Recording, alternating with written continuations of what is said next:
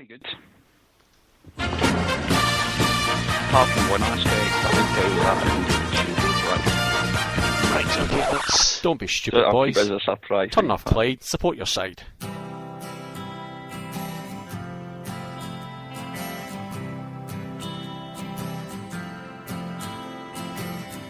I would like to leave this city.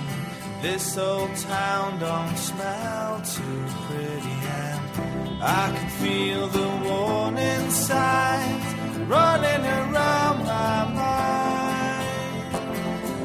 And when I leave this island, I book myself into a soul asylum, 'cause I can feel the warning signs running around my mind.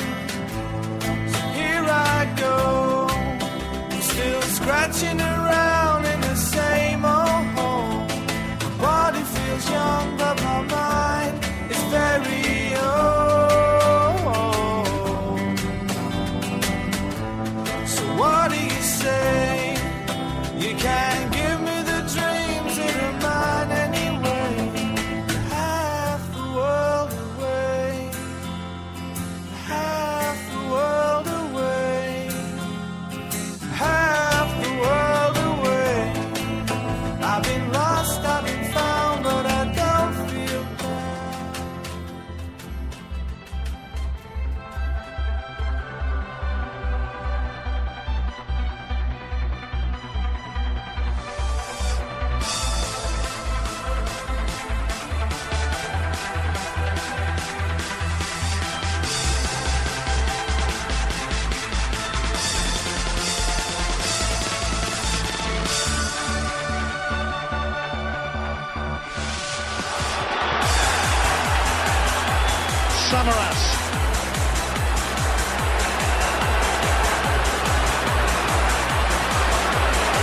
Chris Commons takes over!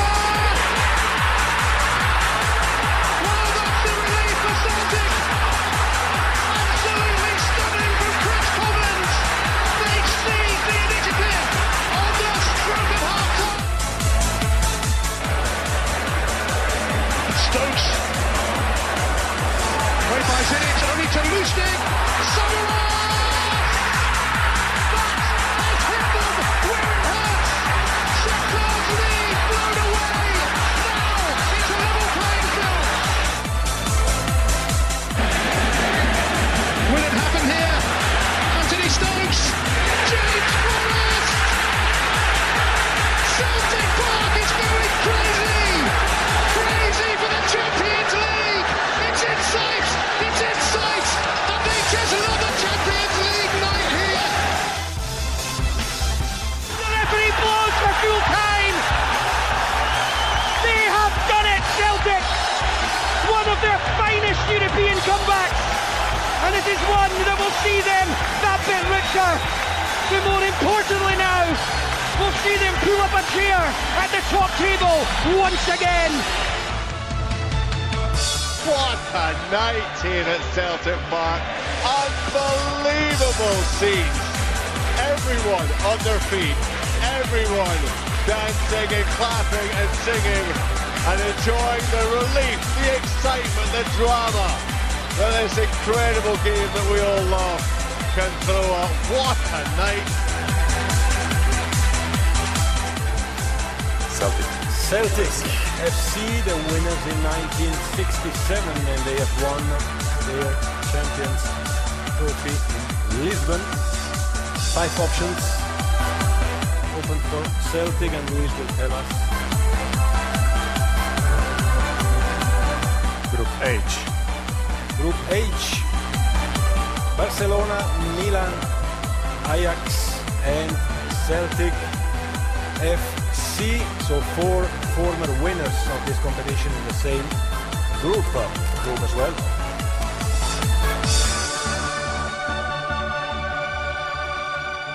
It's the greatest thing I've ever done in football. I cannot speak highly enough about the players in that dressing room tonight. They were just wonderful, absolutely wonderful. When you had Samaras in the mood and Forrest in the mood and Stokes in the mood, you know, anything could happen. We live in an age of phone-ins. We live in an age of internet, pseudo-intellectuals on the internet.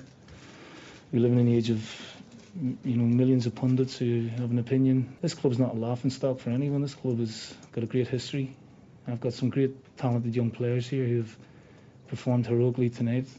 They'll all get pats on the back from people tonight, but it's all superficial in my eyes. So everyone who contributed tonight, has my huge admiration for getting me through this as well, because it's not been an easy time for me and my backroom team. It's so important for them, for their development and the experience to play against the best players in the world. And it's great for the reputation of the club, to be at the big table again. And it's great for me and my backroom team to, pit our wits against some of the best coaches in the world. Are you likely to bring any more? I don't know, you're asking the wrong person. We came into this, with no real help. And we've achieved, which makes it even more remarkable what we've achieved tonight. What you really should be writing about and talking about are the players who were here, because they're the ones who've, performed heroically for not just tonight, but for the last 18 months at this club. And I'm not really that sure they get the credit they deserve sometimes. So I hope they do. Well, it's obviously very exciting. I think it's the best and the worst group we could have got, in terms of glamour. I don't think you could ask for anything more with Barcelona, Milan and Ajax. In terms of difficulty, I don't think you could ask for any more either, in terms of the quality of the teams that we're going to face.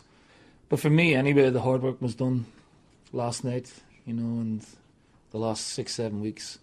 And then we can enjoy it, the players can savour it, so can the supporters.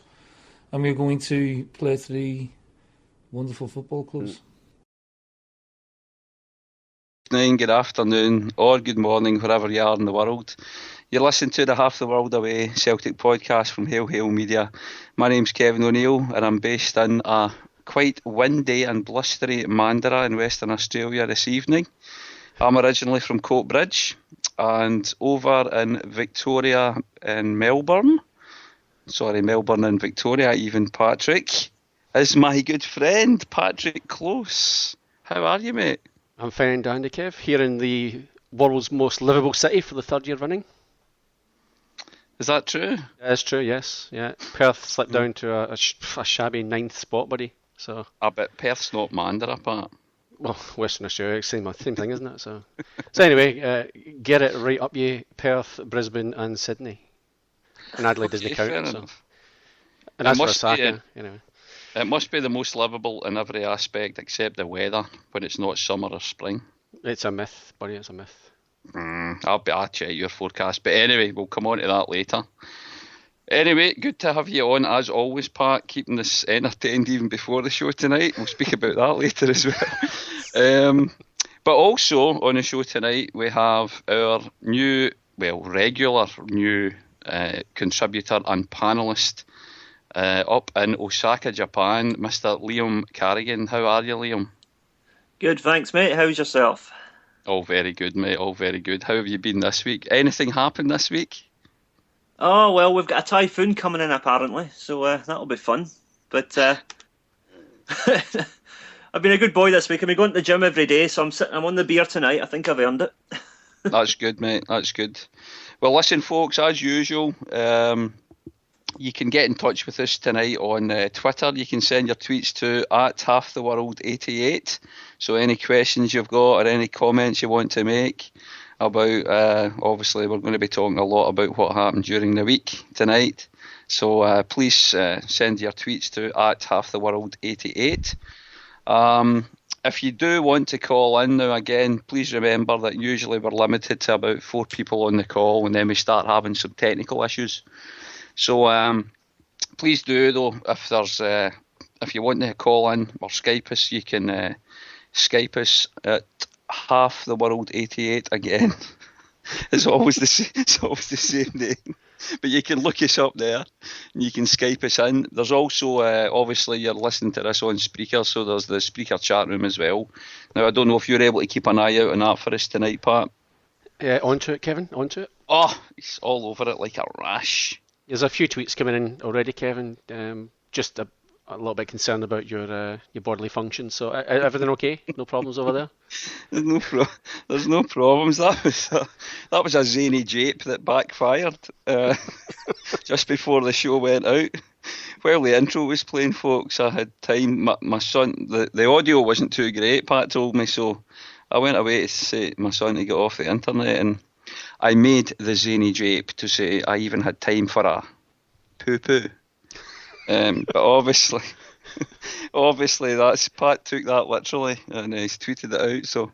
But anyway, thanks for your concern about my toilet habits.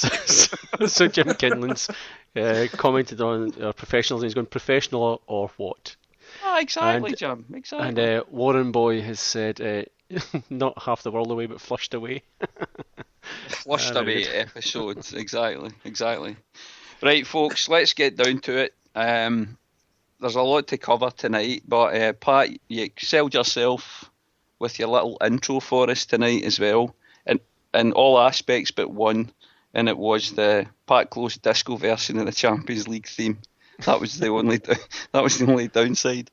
But I think we'll start tonight by, first of all, we'll talk about the game shortly, but towards the end of that, the intro there, Pat, you had Lenny's post-match comments, and he made quite a few comments. He certainly wasn't pulling any punches when he spoke. I think from my point of view, he was certainly backing the players. But one of the things that I picked up on as well, I'll come on to the players and the overall performance shortly, but he did mention that he said something along the lines of, we're living in an age of phone-ins and the internet and pseudo-intellectuals on the internet. Now, can I first and foremost say, on this podcast, Half the World Away, we are certainly not intellectuals, so therefore we certainly can't be pseudo-intellectuals. Well, what I should say is I speak for myself here. So I hope he wasn't referring to anybody that does any of these podcasts. I hope he's talking about the mainstream media. We are just normal Celtic fans that love our club and we love offering our opinions. But who do you think he was maybe having a little dig at there, Liam, when Lenny mentioned that? It's the usual suspects, isn't it? It's got to be Keevans and his ilk, the ones who are just constant negativity whenever they talk about anything related to Celtic, Absolutely. Pat, do you have a different view at all, or is Liam bang on the nail there? I think it was a couple. I think maybe he's suffering a little bit. The fact he's on Twitter, I think, is part of the problem. That because obviously he's getting a lot of stuff directed at him, good and bad. Obviously when things are good, he's going to get all the praise, but when things are bad, then people are going to have a go and going to have a crack. And there's certain things he was saying. I mean, I think obviously the mainstream media in Scotland was certainly being attacked, and he named ITV4 or ITV as a whole, I guess, last week. And obviously we're over here, and Liam's up in Japan. We don't get to see that sort of coverage, but obviously ITV have come out and said no, we weren't anti-Celtic or anyway in our well, that tweet was bang out of order last season, if you remember. The tweet, yeah. I mean, that could be one individual, though. I mean, it's a bit harsh saying that the whole organisation's against you, but he's certainly been very complimentary of Sky. I think and hopefully, I guess, if certainly the coverage that we've been getting through ESPN is pretty much a feed of what Sky TV have been getting. So we had Ian Crocker and David Provan commentary, which in truth is significantly better. Kev, I don't know, we didn't actually speak about this, but the guy Donaldson, who was on last week he was on last week on ESPN, pretty much on his own. There was no pundit or anything like that. The commentary was fairly average. There was no sound. There was no real kind of, you couldn't get the sort of the crowd noise and stuff like that. It was just crap, So to get that, last night, a couple of nights ago, with the actual Sky coverage and sort of decent audio as well, makes a huge difference for us as an experience watching it. But it does. I'm going to defend Mark Donaldson, mind you, because even although he's a jambo, he always gives Mandara CSC a little shout out when we get on ESPN when he's on. So that's always a nice touch. Yes, I did hear that actually at one stage during the game. So one of your guys, Mark something, I think it was, I can't remember now, but I did pick that up in the early hours. But look, I didn't realise he was a Hearts supporter. In truth, I thought he was swaying towards us. But look, he's not a bad commentator. I just don't like commentators on their own with in a studio. Yeah, I was going to say that actually. I think it's difficult when you've got that summariser thing, and that's how it always works well. Your commentator's trying to commentate as much as possible on the game, and then your summariser gives them a break by chipping in and making some supposedly significant professional comments, because it's usually from an ex-player or something like that. But when you're doing it alone, it must be quite difficult. But you're right, the whole coverage, usually ESPN do have their own commentators, but you're right, last night we were, I guess, fortunate enough to have the audio from the Sky feed, and it was good old Ian Crocker, who I do like listening to. I like Ian Crocker as a commentator. And Davy Province, obviously ex-Celt as well, so it was not too bad. But yeah, the overall coverage was great for the game. What did you make of Shaka Hislop at the start? Shaka comes on and he did a little kind of intro, and I thought, Christ, please tell me he's not going to be commentating the game. I was the same. But dreadful. Yeah, he basically did a few minutes intro, then he hands over to the Sky commentary, and he kind of summarised at the end as well, I suppose. So yeah, no, we were lucky, I guess, and on this side of the world that we had the Sky audio as well. It was pretty good. Lenny made another point in that in his post-match interview as well, that he was talking about. The thing that I took from it was he was really, really bigging up the players, the existing crop of players that are there, and the players that have been there for the last 18 months. To me, it was really, I guess he was kind of defending them, even although he maybe feels as if they've been getting pop shots taken at them left, right and centre recently, and particularly maybe after the performance against Shakhtar the previous week. But he was really coming out and really, really defending them. And he mentioned along the lines of, it's so important for players' development and the reputation of the club as well to be in amongst, the teams that we're going to be facing in the next round, but also just to get past that final hurdle. I mean, did you guys feel as if he was coming out and really they had a point to prove in terms of, this bunch of players? He made that there was a question came from the floor along the lines of, are you likely to bring in more players? And he was very quick to deflect that and just focus on, forget about that just now, and we'll talk about some players coming in later on as well. Forget about all of that just now. This is all about the players that have been here, and they've been here for the last 18 months. They're the ones that we need to thank, and they're the ones that have done the job for us. Is it just me that was the big message coming across, or did you guys feel the same, Liam? Well, the thing is, I think that, first of all, I think you've got to say that Lenny spoke really well. I think that it was calm and collected, but as we said, he didn't miss any targets. He made sure everybody who deserved it got it.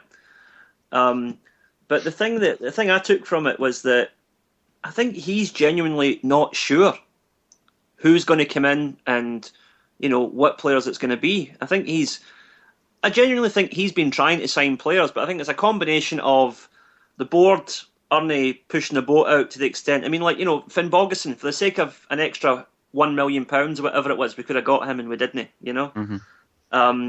Also, I think there are some players who are reluctant to come simply because the league isn't of the appropriate standard. Now, I heard a rumour the other day, and I don't know if there's any truth in it. I think it was maybe somebody on Twitter put it out, but it was said that apparently Celtic had 4 players lined up, but none of them were willing to commit until they knew if we were in the Champions League or not. That says a lot. And I think this is a massive problem, that right now, because of the position that we're in, a lot, the days of us signing guys who are coming to Celtic purely for the experience of being at Celtic Park, it's over. Yeah. Most footballers now are mercenaries, and that's the big issue we've got, is that sure, we can give them a great atmosphere, we can give them adoring fans, we can give them a fantastic stadium, but we can't give them the same money they can get from Stoke or Fulham. That's the problem. The only other thing I would add to that, what you've just said there, Liam, is the other thing we can give them is a platform. Now, we've certainly done that for Victor Wanyama. We've certainly done that for Gary Hooper. So again, we know the league we play in. Right? As Celtic fans, we all know the potential of our club. And I do say potential because I'm still a firm believer that we've not realised our full potential as a club yet. But I think the potential is massive if we were playing under the right conditions and in the right type of company. But yeah, it's disappointing to hear that some players are hanging back to see, do we get in to the Champions League? Now, some players that are maybe thinking that, and they see the draw that we got last night against Greenock Morton, of course, in the big draw against Morton. No, obviously the teams we've drawn in the Champions League, these guys would be obviously rubbing their hands at that. But do we really want these guys coming in if that's the only reason they're there? The only reason they're there is to put themselves in the shop window, and the only reason they want to play for us is to play those big games. I mean, I know guys like Wanyama and Hooper, they probably come, they've seen it as an opportunity, yes, to put themselves on in the shop window. I don't mind that if their intention is more than just that, but it's a part of it. For anybody that's just solely coming because of, we'll come to you, but we might not get into the Champions League. If you don't get into the Champions League, I won't bother. That's slightly different, I suppose, from some other signings we've made in the past where they've taken a bit of a gamble, but they've hung about for a while before they move on. Pat, we have had another caller join us, I believe. Yes, Sinky's just joined us. He's been itching to call in for a few weeks, so glad to have him with us. Sinky, how are you, mate? Boys, how you doing? I'm magic. How you doing yourselves, boys? Yeah, very good. Sinky, as I always do, this is your first time calling in, I believe. Tell us a wee bit about yourself, Sinky. Well, very nice. Season ticket holder. Yep. We travel, like CSC, we're 6 hours away from Glasgow, but we travel down most of the games when we can. I've been a Celtic supporter all my life. My father's a Celtic supporter. Yep. So that's it, really. So as simple as that. The game of Wednesday. Yep. That's as simple as that. That's outstanding. Now, how many miles round trip is that from Wick? 500 miles. 500. 500 miles round trip? Aye. That's unbelievable, mate. That's a cue for a song, Kev. That's a cue for a song. No, that's brilliant. Excellent. Well, listen, Sinky, it's great to have you on. I was going to come to Pat, but I'll get your thoughts on. I guess let's move on to the game the other night now, if that's okay. You were at it, Sinky. We were all watching it on the box, half the world away. So just in general, you must have been talking about this non-stop since the game. But let's just get your thoughts. I think we all are, Sinky, to be honest. Let's get your thoughts on the overall. I guess the overall performance, and was there anything during the game gave you concern? What was your thoughts on the game itself, if you can sum it up for us? Well, obviously the first concern is you want an early goal. That was saying. But to be honest with you, the atmosphere, it wasn't, like, see when we played Barcelona, we got an early goal about 20 odd minutes and the place was bouncing. It was more a nervous kind of thing, was. It was just wanting that first goal. But then, once Coleman's got his first goal, there you go. Magic, just want his second one then. Yep. Came second half, early second half. And then it was getting nervous. You want the third one. Wanting extra time. But, no, it was absolutely amazing. It's probably the best game I've ever been at. Now, that's a big call, Sinky. That's a big call, mate. To be honest with you, it beats Barcelona.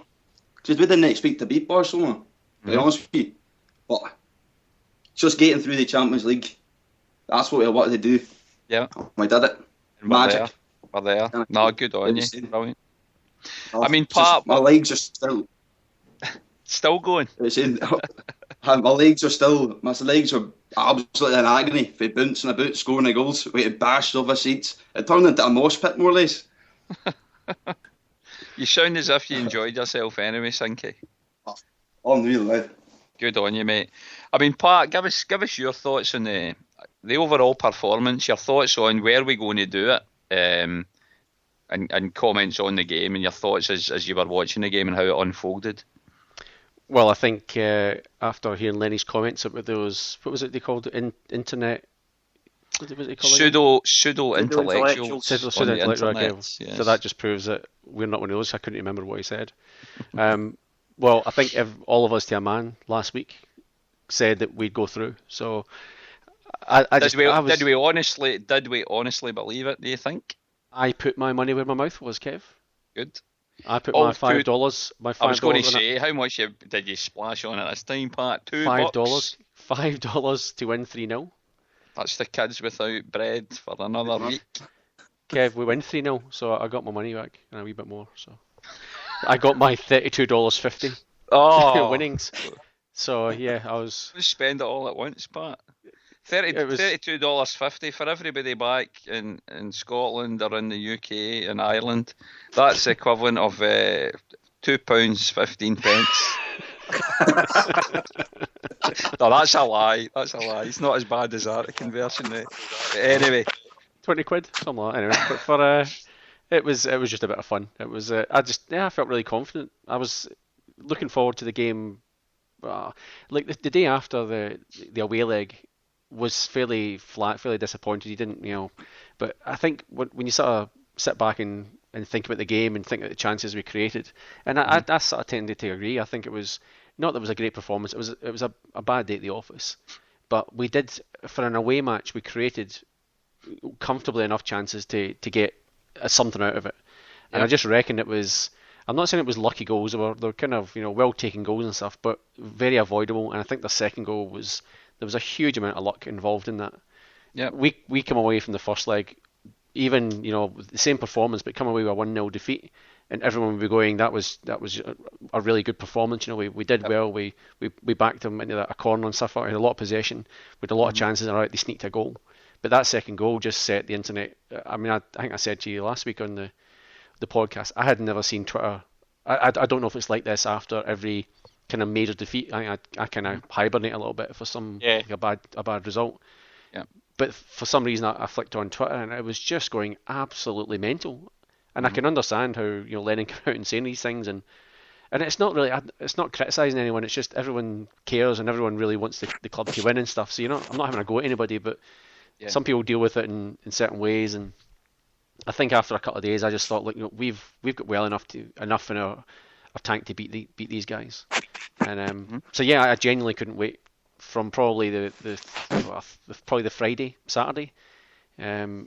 Could not wait for the game to come up, and I was one of those kind of sleepless nights. I think most Celtic fans down here do it, but even with 2 alarms set, I was still waking up every hour going, "No, I've slept in. I've slept in." Just in case, yeah. Just in case, and it was, and I don't think I ended up waking up last night as well to I didn't get up to listen to it, just to tune in, just pretty much on Twitter for the draw.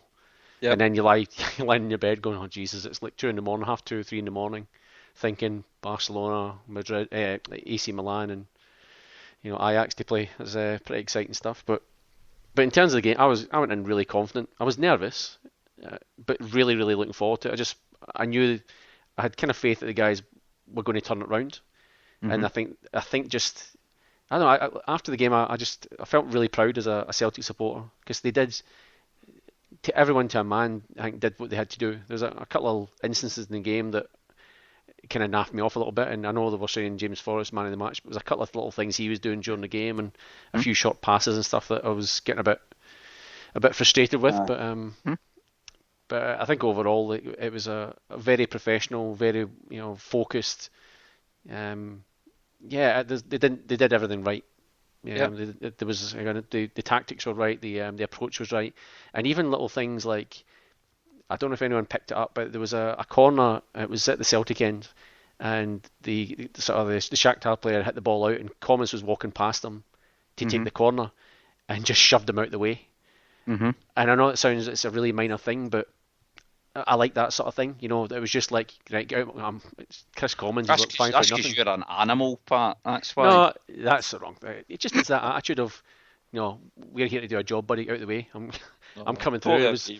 It was just, and it was just everything, the whole, just everyone were focused, they were, well drilled, they were fit, they were up for it. It was just, it was night and day compared to the week before. So I was absolutely proud as punch, I reckon, the morning after the game, and still am. I think it was a great performance. But look, without sort of taking away from the performance, that there's going to be a huge sort of gulf in class between what we qualified and what we're going to face in the next sort of 6 games. So fingers crossed we can maybe chat a little bit about the potential signings a little bit later as well. But yeah, I'm sure we'll come on to that.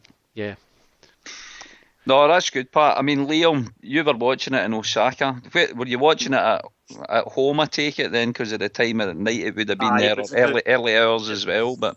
It was a 2:45 kickoff, if I remember right. And what channel do you pick up when you're watching that game? Did you have to get it on the internet, Liam, or is there a channel broadcast there? For the first leg, actually, I had the Australian feed, the same as you guys were watching. But the second leg, it was a Sky commentary I was picking. I'm not sure where it came from, but it was a Sky commentary I was getting. So it was good. I get the full atmosphere, you know, and I think there was a feeling of inevitability about it. You know, you look at all the saves that their keeper was making in the first half, and you just felt like it's coming. And when the goal finally went in, you thought, right, that's it. You know, we're going here. And even though we didn't get the winner until the very last minute, I knew it was going to happen. I wasn't nervous at all. I was just like, hurry up and win, Celtic, so I can go to my bed, you know. You make an interesting point. See the timing of the goals, Liam, and I'll put this out to the three of you guys because I thought the timing of the goals was crucial. Now, my fear in the qualifying for the Champions League has been not replacing Gary Hooper, obviously, right? I think I've made that known on the previous podcast as well. The concern I've had about that, and because although we have got players throughout the team that can score goals, they're not regular goal scorers. It's not their job, it's not their position. So much as it always aids any campaign, and they chip in with a goal here and a goal there, you can't rely on it like you would rely on your main striker or strikers. So for me, it's always been a worry. Now, the way we started the game the other night, I thought it was great. We had that early headed chance from Lustig that came in. The keeper made a fantastic save. I think Stokes had another header. It went down at the post. The keeper dives for it again. For the first round about 25 minutes or so, I think we were, I wouldn't say peppering the goal, but we were making good chances and we were putting them under a bit of pressure. Just after that, I felt they started to get a little bit... something happened anyway, and they thought, we've weathered this early storm. We could maybe... You know, their mindset must have been, if we can sneak a goal here, we've pretty much done this. So anyway, for the next 5 or 10 minutes, I think we weren't really threatening the goal too much. But then see the timing of that first goal, you couldn't... And I think I've put this out on Twitter and I put it out on Facebook and stuff like that as well, but... You honestly couldn't have scripted it any better when you look back on it. To score when we did, it took them by, well, I wouldn't say it took them by surprise, but it's a shock to them because they don't have time to react. There was no time to react after that goal. To score the second goal when we did, immediately after the second half, again, I thought it was great because it gave us an entire half, near enough, to sit, right, here we go, guys. We can there's two ways this can go here. They either give themselves a kick up the arse and they think, wait a minute here, we need to change our tactics and our setup here because we need to try to score a goal, which would have meant them having to come out, which would have hopefully meant more space at the back. But then as well, and I thought quite a bit about this, and this is the thing I'm going to ask you. See on 60 minutes, ball fell to Anthony Stokes. I think it was James Forrest crossed it to him. Stokes, he was coming in at the back post and he connected well with it, but he hit the crossbar. That was on 60 minutes. Now, my question to you guys is, if Stokes had scored that goal and made it 3-0, there was half an hour left on the clock. How do you think the game would have panned out? Would we have went on to rattle them? Or do you think that team would have came out and started throwing everything they had at us? I'll ask you first, Sinky. Well, like I said, I mind the chance. I was actually I was at Chalkstein Lower, and I put my head was going on my hands as soon as he missed it. But I think if we got that goal, I think we would have kept on going. I don't think Shakhtar would have been able to cope it. I don't think Shakhtar would have done nothing. They would have sat back the whole time. They would have accepted their route. I think. That's what I honestly think. We dominated the game. Yep. I didn't see them. They hit the bar once. I mind that. But they did. They hit the bar once, and they had another chance. I think just before it, when it was quite dodgy as well. And I was a little bit worried at that stage, because I think they got a fright that they were trying to come in. But I honestly think. Well, in fact, no, I won't give you my thoughts yet. I want to hear your guys' views on it first. We've heard yours, Sinky. Pat, what's your thoughts? If that goal had went in on 60 minutes and it was 3-0 to Celtic there, how would you have seen that last half hour panning out? I think it would have been cavalry stuff for us, but I think we'd have seen a few changes. Guys coming off the bench, Tony Watt, Amido, Baldy, not coming on, but yeah, I think it's the same as everyone. There was those couple of chances, the one off the line by Matthews, and the crossbar one as well. So it was like two really good chances. So it wasn't just the one. They two great chances to score. So really disappointing what Foster did. That was a fairly average effort coming out of goal to try and punch the ball away and pretty much punch it right to the guy's head. So but yeah, I think for us it'd have been really difficult. That would have given them such a boost, an incentive to try that that extra little bit of effort to defend. And because we're talking exactly. two goals at that stage, and whether we had 2 goals in us, God only knows. But I think if one of those chances went in, I think there'd have been massive changes in the team.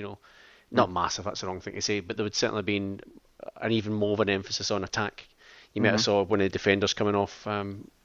Maybe Lustig or something like that. Because the bottom line is, if you need to score 2 goals in 25 minutes, 30 minutes, you don't want to die wanting. You just have to go for it. So, Liam, I mean, again, I know what you're saying there, Pat, about if they had taken one of their chances, but I guess what I was meaning was if we had taken that chance to make it 3-0 at that time, could you have seen the game panning out any differently? Liam, if they'd scored earlier, I saw what you mean.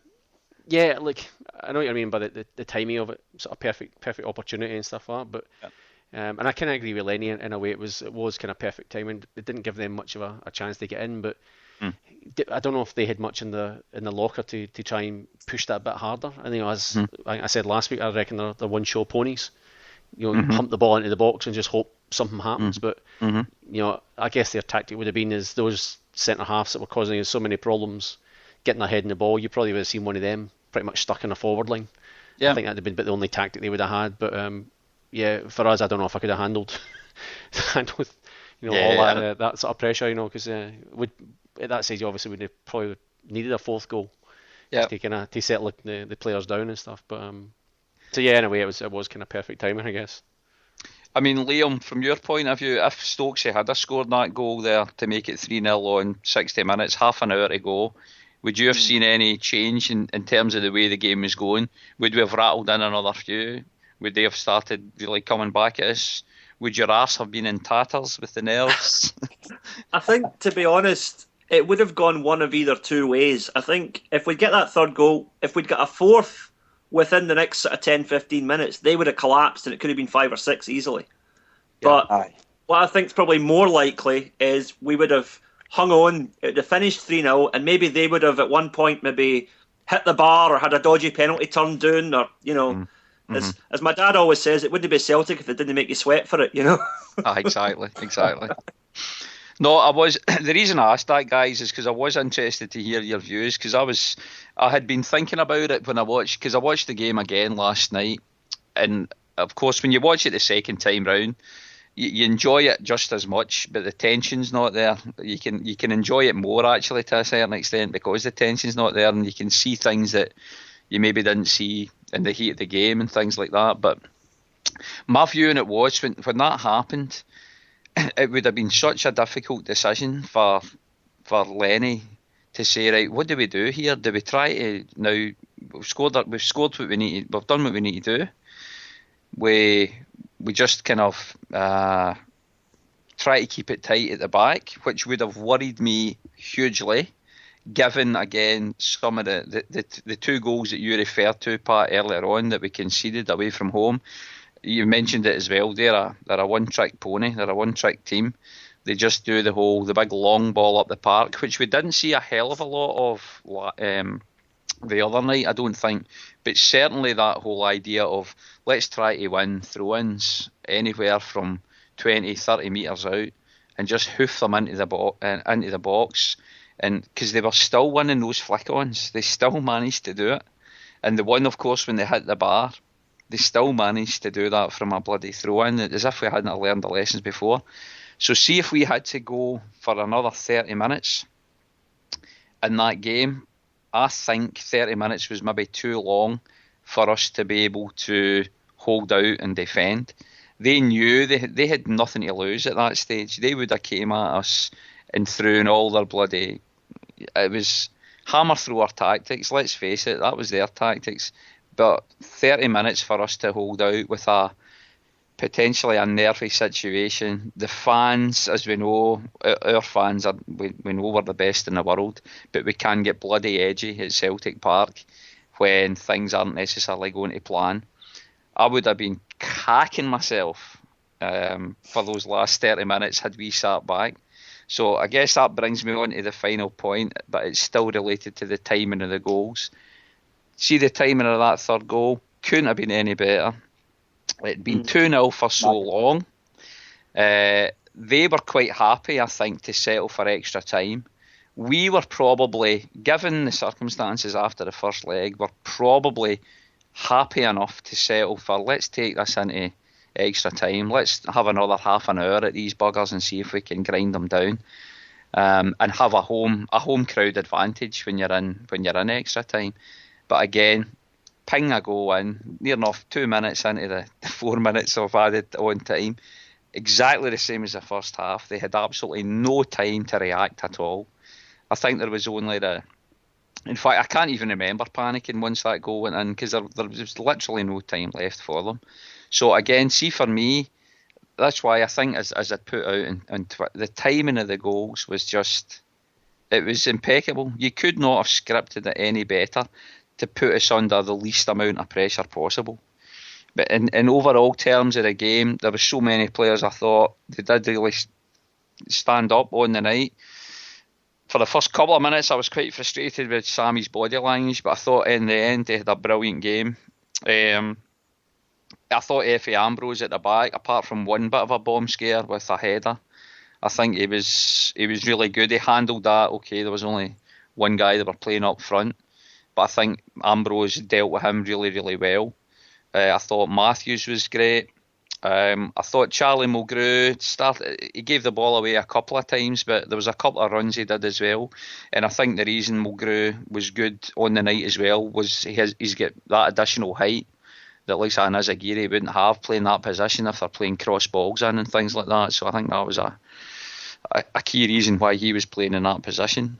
But not to be honest, right throughout the team, they had a huge task to do, and it was a huge ask of the players, but they really did step up to the mark, and I've said it about 2 or 3 times, could not have scripted it any better. It was just party time as well, party time. If you think about it, Kev, though, the formation he put out was a fairly massive risk.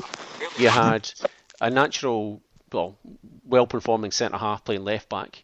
You had a natural right-back playing centre-half.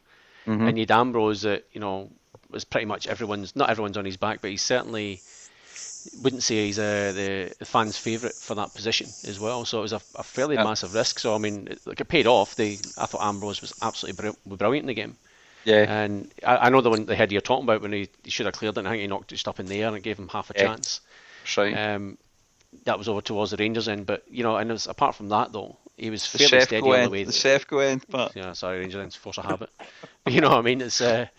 But he didn't. Apart from that, I mean, he didn't really put another foot wrong in the game. He took a few risks. If you look at what he was when he got a hold of the ball, he came through a couple of times, and there wasn't much in it getting past the guy who was trying to close him down. So, but yeah, I think all across the park. I mean, probably, and I think Ledley was a little bit quiet again, but Commons was just spectacular. He was absolutely brilliant. Stokes just ran himself into the ground.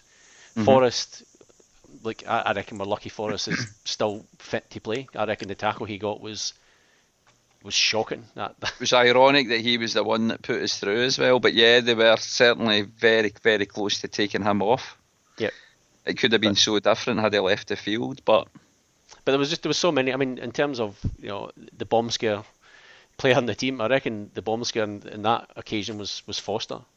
I just don't think he looked assured at all, really. Not that he had a massive amount to do, but when the ball was coming in the box, I just don't think the guy knew what to do. So I don't think he wasn't trusting his centre halves, and they weren't trusting him. And he's some things he came for and he shouldn't have, and some things he should have came for and he didn't. But I think I was actually laughing at the cheer he got at the end when it was almost like scoring a goal when he plucked the ball out there. That last free kick into the box. I think everyone right across the world was pumping the air, going, "Get in there!" Yeah, so it was pretty spectacular. But yeah, I think he was probably the only one that looked really at risk. Everyone, the thing that kind of impressed me, one thing that impressed me was the composure they had, and this was right across the ground. There was no panic, there was no rush to get things done. There was just everyone went about their job, and I guess that's maybe good coaching. I don't know, but listening to sort of Lenny's interviews after it, I think they tried to drill in to the players every kind of eventuality they could have had, which was, they could get, I forget whether it was Celtic TV or on Radio Scotland or whatever, but he said he'd spoken to the players about, Shakhtar might score. It might be a cracking goal, but it might be a deflection, it might be a penalty, it might be, the luckiest goal you've ever seen, but you just have to keep plugging away. Yeah. So, and I reckon that's kind of good coaching, is like, you get guys in the frame of mind that just stick to the formation, stick to what the plan is, and if they sneak a goal, just keep sticking to it, Yep. If it gets 10 minutes to go and we're 2 goals down, then all right, we'll change things. But I think credit has to go to the Lennon and the sort of the backroom staff as well for getting him in that frame of mind, because it's a fairly big rise from the week before when everyone was kind of I guess criticising and bagging them, but to turn in that performance from what they'd seen the week before was quite impressive, I thought. Nah, totally agree with that. We've been joined as well on the podcast tonight, folks, with a good friend as well. I should actually say buenos dias to you, Jerry. How are you, mate? Jerry McMahon. Kevin, I'm very well indeed. I had to make up that. On you go, mate, sorry. No, my wife and my brother-in-law and sister-in-law were heading out for coffee and sandwiches there for lunch. Nice and touch. I had to inflate my hangover significantly to suggest I couldn't make it in order that I could listen in and call up. So, I mean, I don't know why they fell for that. Hangovers never stopped me eating or drinking at any stage in my life, as far as I can remember. But I thought, I had to get a wee hour or so of the show. So great to hear you guys. Absolutely brilliant. I mean, I was listening to Sinky there, and he said it was, the best game of his life. And see, to be honest, I think, Kevin, it came mighty close. I mean, I've been going for a long time, and I can remember the feeling of elation when we beat Boa Vista to go through, although obviously I wasn't there. But I think when you think of the poverty of the league at the moment, the demise of Rangers and the fact that you don't have a kind of a worthy opponent, the thought of getting out the other night, ahead of the match, I was trying to think, well, how will we lift our season? What will the attendances be like?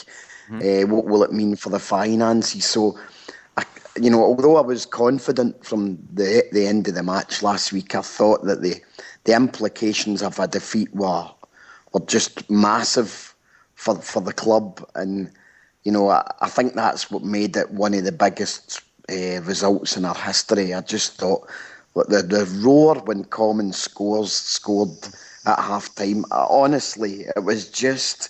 I mean, I don't know how much Ian Crocker and David Proven could capture that, Kevin and Pat, but it was absolutely deafening. And, the relief to get one just before half time, it was just, I think your point about the timing, there was a big fear on my part as we drew to half time. I thought, well, 3 in the second half is a big ask without conceding. Absolutely. And when he scored, just that feeling of, we can do it was just like amazing. And I think the fact that it must compare with like the 67 run, although I wasn't old enough to kind of witness that, because of the new stadium, because there was like nearly 60,000 fans in there.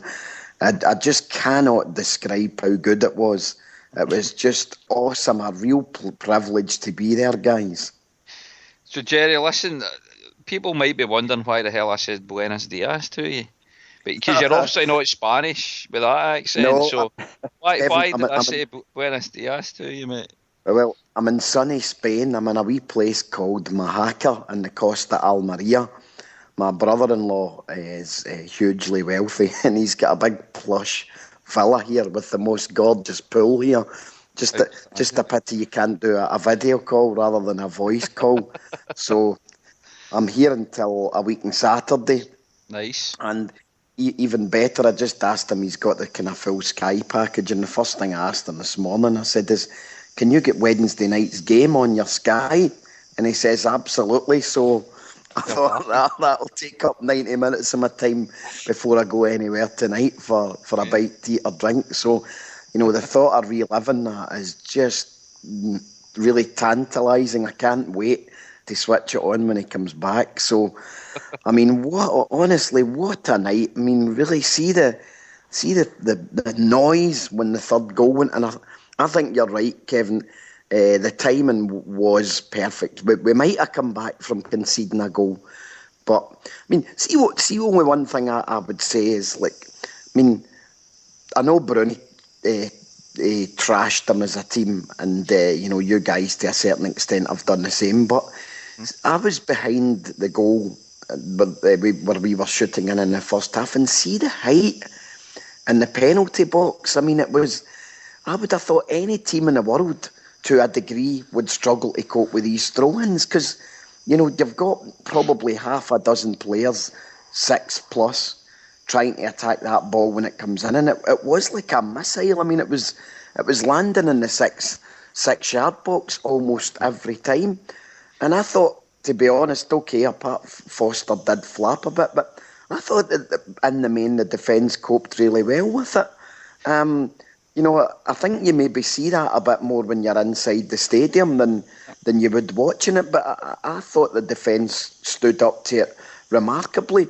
And bearing in mind it's yet another clean sheet, I mean, considering we've lost Wanyama and we thought we lost Wilson, Wilson unexpectedly to some extent, I thought we did fantastic well to get a clean sheet under that kind of pressure.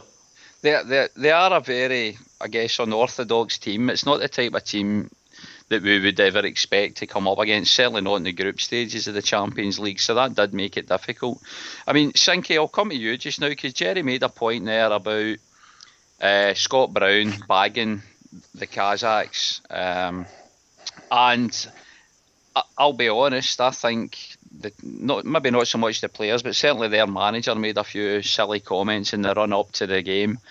A bit pompous, a bit blasé, and I think that spurred us on as well. I mean, do you think that was kind of warranted in the approach to the game? Do you think that inspired Lenny and the players a little bit more, hearing what their manager was saying in the run-up to the game, and of course the sheep sacrificing, of which there were plenty of there was some fantastic tweets and puns going on about that in the run-up to the game. But I mean, do you think that maybe was their kind of downfall, or part of their downfall in the run-up to that game? Did it spur us on enough, do you think, Sinky? I thought it didn't fall our game. The manager says they maybe get 2 goals at Celtic Park. Mm-hmm. Is that what he said? I'm pretty sure he did. Well, it was basically, it was just, to summarise, it was basically very, very confident that we didn't have it in us, basically, and they were more than a match for us, and they'd be the ones going through. Well, maybe over in Kazakhstan, we didn't live up to what we can, to what we've played in Barcelona, Spartak, all them places. But when we got home in Celtic Park, a total different game. They were I don't know, how would you rate them against an SPL game? SPL team? What would you say? Yeah, I mean, they're a very... Again, it's pleasing to say that you don't even really see that style of football in the SPFL, GSPL, FSPL league, La Liga anymore, which is quite a good thing. In my view, Kev, maybe you will in the future though. Now that teams see that is effective, no. You never know. You never know. I think Lenny actually came out, Sankey, and said something along the lines of they would be a mid-table sort of SPL team. I think I can't. I think it was between maybe just after the game. Was it just after? Or just before? I can't remember now. But he said that's where he saw them in terms of the Scottish football, I guess. And I don't think that's far off the mark. I think they were very very disciplined and very fit. But were they any better than what we saw at Aberdeen? The weekend before. I don't know, but. And I would say probably not. But again, just because of everything goes on with it, everything that goes with it, and that whole the long throw-in tactic and the inability of because of the height of a lot of their players as well, it was difficult to defend. What was that? Sorry. I'm saying their centre backs are massive, man. Yeah, they were. They had three. Yeah. And what size is compared to Common sitting in front of them? Yeah. It was another foot above them. They had three massive centre backs. I mean, it was interesting, I think, as well. In the first game, one of my frustrations was that we were trying to play cross balls into a box where it was basically occupied by these three strapping monsters at least. But it was interesting. Our third goal the other night was simply Stokesy picking the ball up just outside the box, takes it a little wander to the byline, cuts it. So he basically dribbled it past these big monsters. And I do remember reading something before even the first leg to say, it was along the lines of, we need to be careful with our tactics. They've got big, massive defenders, so we maybe need to play the ball on the ground. But I mean, considering we scored that goal, and there was only 2 minutes of not even normal time remaining, 2 minutes of added on time remaining. It's as if it took us until that period to say this is the way to score against this team. Because Commons was an absolute belter from bloody, I don't know, was it 30 yards out probably he's hit that ball from? The second goal, we were definitely a wee bit lucky there. The shot came in and it kind of breaks to Sammy, who was perfectly placed. Thank God he was being played onside by their boy. So again, we had a wee bit of luck with the second goal. But the third goal was the goal that we had already been said, this is the type of way to beat this team. Just run at them. Run at these big defenders. You'll get through them with a wee bit of skill. And that's how we got our goal. It was bizarre the way it turned out. Do you think there was a lot of sort of the I guess the punting from our perspective, the punting into the box, the high crosses? 'Cause there was quite a few instances where I think consciously they were trying to do the low cross and stuff like that, and try and take advantage. With guys like Stokes, it'd be a lot sharper, quicker, lower centre of gravity, all that sort of stuff. Because you think of the one that Stokes hit the bar with, and there was a couple by Mulgrew as well, and just good crosses and good positions. So if you've got a decent striker, and it doesn't, I'm not saying it doesn't matter how big they are, but if you've got a Gary Hooper, let's face it, if it's a Gary Hooper and you're putting the ball in the right spot, and let's face it, like for all the people who criticise him, Callum Mulgrew can do that. Some of the crosses he can put in are spectacular, not just in set plays, but in normal play as well. He has the capability of doing that, and Matthews as well is a couple that he was trying to drive the ball across the box rather than just look up, there's no one there, or I'll just lump it straight in there. Yeah. So I think consciously they obviously learned from the week before. There's no point unless you get Baldy in there, who's got half a chance of beating him in the air. You try and let's face it, for the position that we were in, the ideal spot is between the keeper and the last defender. That's where you want the ball going in, and Mulgrew is more often than not pretty good at doing that.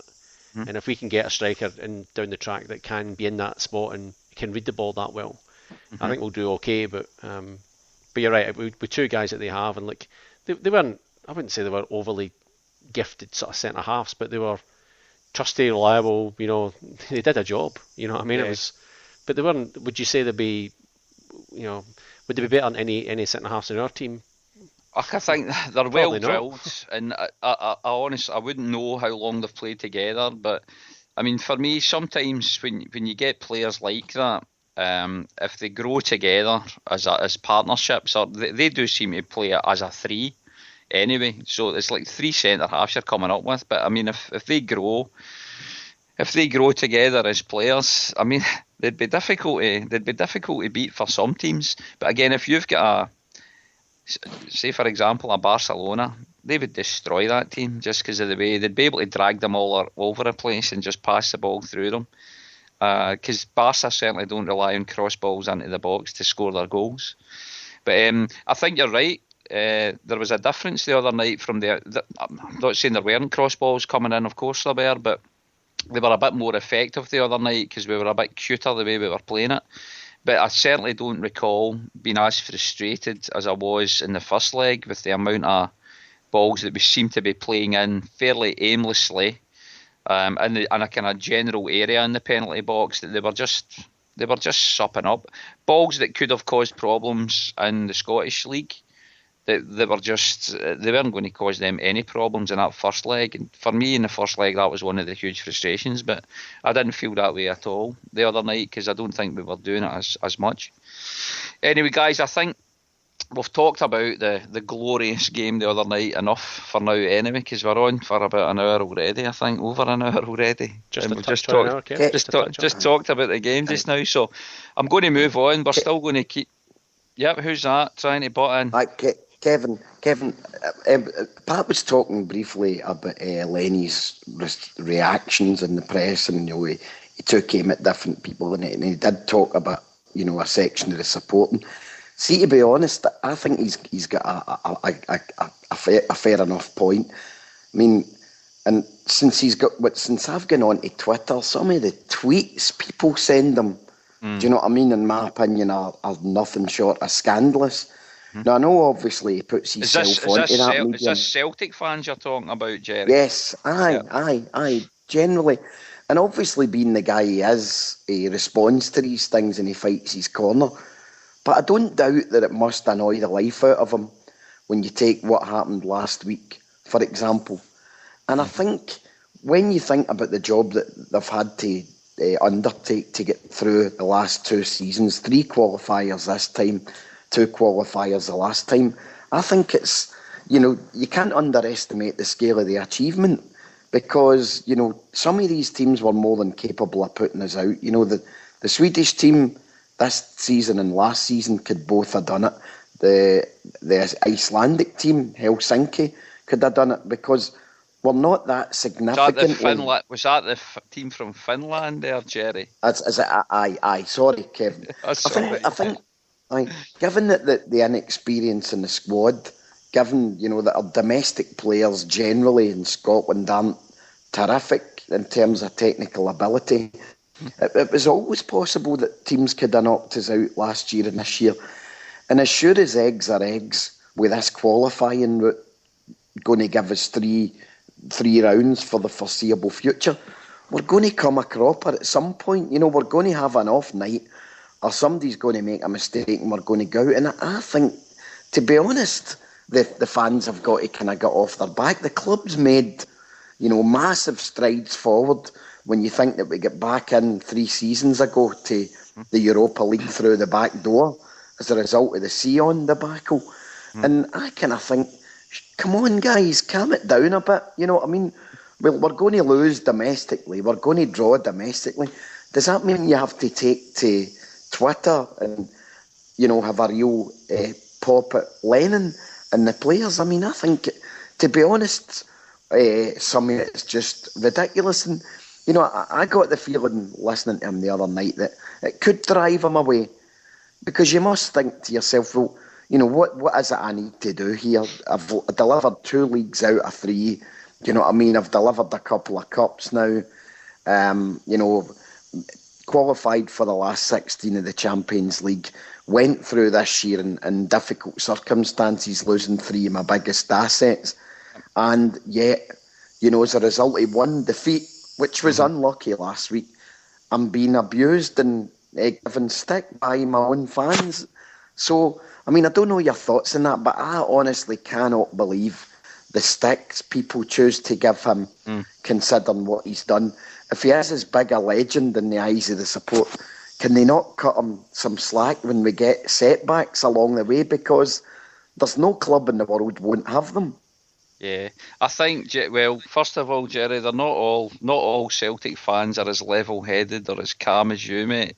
So I think Lenny, the whole social media thing, Lenny's he's not daft. He should be able to take these things with a pinch of salt. But we all know he's a passionate guy, so he can get wound up with these kind of things as well. Now, I'm not condoning anything.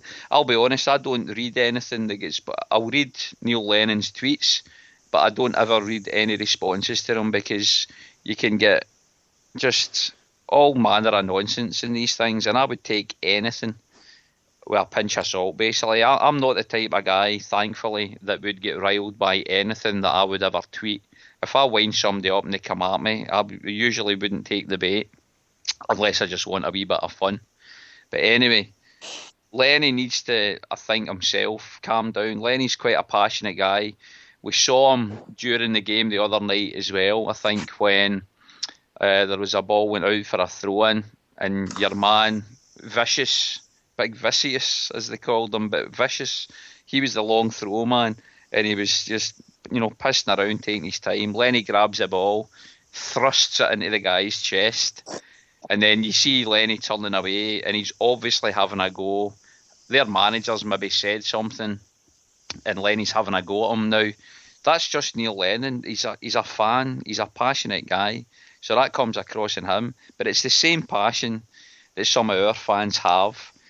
Especially when you get the fans that are calm, but you get the other fans, and my old man, I wouldn't say my old man would do any of this, but my old man, I would say, is one of your, when everything's great, everything's great. When anything's going wrong, you're as well killing yourself, and everybody's to blame. And you look for easy targets all the time. It's just that complete irrational stuff. But I think there's plenty of Celtic fans out there like that. They get frustrated. We all get frustrated. We were all frustrated with probably the result of the first leg, and we were angry with the performance after the first leg. But as Pat mentioned earlier on, the goals that we lost, the first one okay, we were a wee bit lapsed or lacking in concentration. But they still took their goal well, but it was a bad goal to lose. The second goal was definitely... it was difficult to really put blame because we blocked a shot and there was a lucky rebound that came out and a ball flops back in and a wee header. It was a lucky goal. We found ourselves 2-0 down. But again, there was guys being completely irrational about that. We had some of the best possession we've ever had in an away game in Europe, especially one so far away from paradise. And we certainly had the most shots. The statistics were great. It just happens. You get these fans that will come out and they'll whinge and whinge. We get the other side of it, of course, the happy clappers. And then you get your doomsday scenarios all the time. Lenny's getting too long in the tooth now to be getting wound up by this kind of stuff. He knows himself that he's got to take any of this stuff with a pinch of salt. He's got to remember as well, it could be people that are guys and as Celtic fans as well and just getting tore into him. But if it's winding him up so much, he should just turn away from the Twitter. Do his tweets and all the rest of it, but don't look at any responses you get at all. Just stop doing it if it winds you up. But Kev, just a couple of things on it, Kev, is I think, I can hear what you're saying coming out sort of after the game. I mean, it was obviously a bit of raw emotion coming out as well, saying sort of things like that. But at the same time, he shouldn't be immune to criticism. If the team's not performing well, then we as fans, as punters, as customers of Celtic, we've got a right to voice a concern about it. Yeah. So I agree that the overreaction is just maybe a bit, taken a bit too far. But at the same time, I'll get an example, right? He was talking about, it's a disgrace that some of these people coming out saying things about James Forrest, and he's the best and most talented player that we've had here for years. You watch some of the recent games where Forrest has done something bad, and the cameras went to him, and he is literally he's spitting. He is fuming at what Forrest has or hasn't done. So he can't criticise fans for having a go at James Forrest when he's in the sideline taking his chewing gum out and slamming it on the ground for the exact same thing that fans are criticising him for. Yeah. So it goes both ways, So he can't, he can't just criticise and say, well, you shouldn't be criticising him because he's a great player. Well, sorry, if he's having a bad day and he deserves that sort of criticism, or he's not trying hard enough, then of course the fans have got a right to voice that.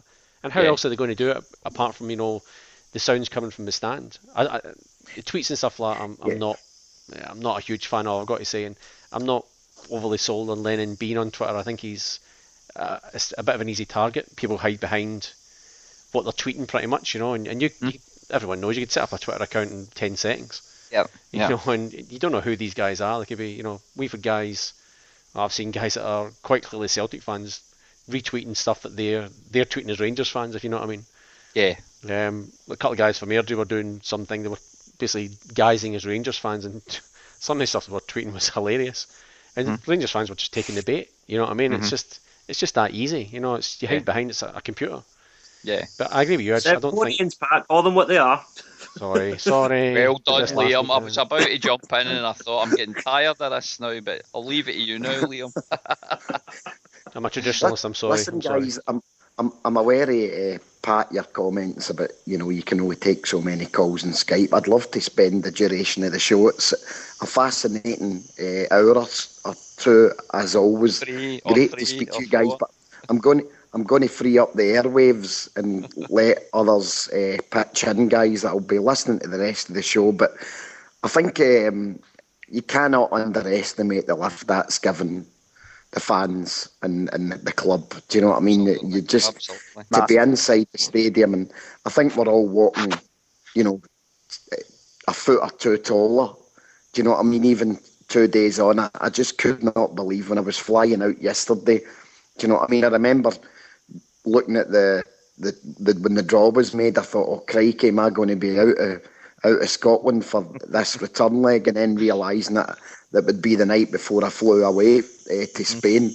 And after having witnessed that, just to be there was just an absolute honour. I mean, the thing is if I thought I loved Celtic before, which I undoubtedly do, the feeling I had for them at full time and Wednesday night was just incredible. I mean, the noise when that Champions League anthem was playing, I just looked inside the stadium and I thought, that is incredible. There is not a theatre, a sporting theatre, that would better that, that minute and a half before the kick-off. And when the goal went in, the winning goal went in, it was just awesome. I cannot, well, Jerry, listen, before you go, Sinky mentioned that as well when he came on, that he said that game and the atmosphere and everything that went along with it was like it was better than the Barca game. It was like one of the best games he's ever been at in his life. I mean, do you have the same feelings there? Yeah, aye. I mean, I think it's up there. I mean, funnily enough, I remember the penalty shootout when we played, was it ShakhAttack or ShakhAttack about 5 years ago. Might have been Strachan's second season after the debacle when we lost to Art Media. Yeah, I thought that was an amazing night. Amazing. But as I said at the start of my contribution, I think the fact that the league is poorer now because Rangers died. I think the fact that we don't have a big opponent, a mouth-watering match that you would look forward to in the SPL, it's just magnified the importance of Europe, I think, possibly 2 or 3-fold. So, put it this way, it's up there with the very best. Do you know what I mean? I would be hesitant to say it was the best, but I can't think of any better. Do you know what I mean? Possibly the 6-2 game, because I thought that was a changing of the guard at the top of Scottish football. I kind of felt something within me inside that day that times they were a changing, and that proved to be the case. But no, last Wednesday night was up there with the very best. You know what I mean? It's just a pity you are so far away, because I'm sure there'd be times like this. I mean, Jim Kinlan was tweeting, would be times like this that as much as you love life out there, you would be thinking, oh, what would I pay to be able to absolutely walk up London Wood and into the stadium? And that's why, for me, it remains an honour.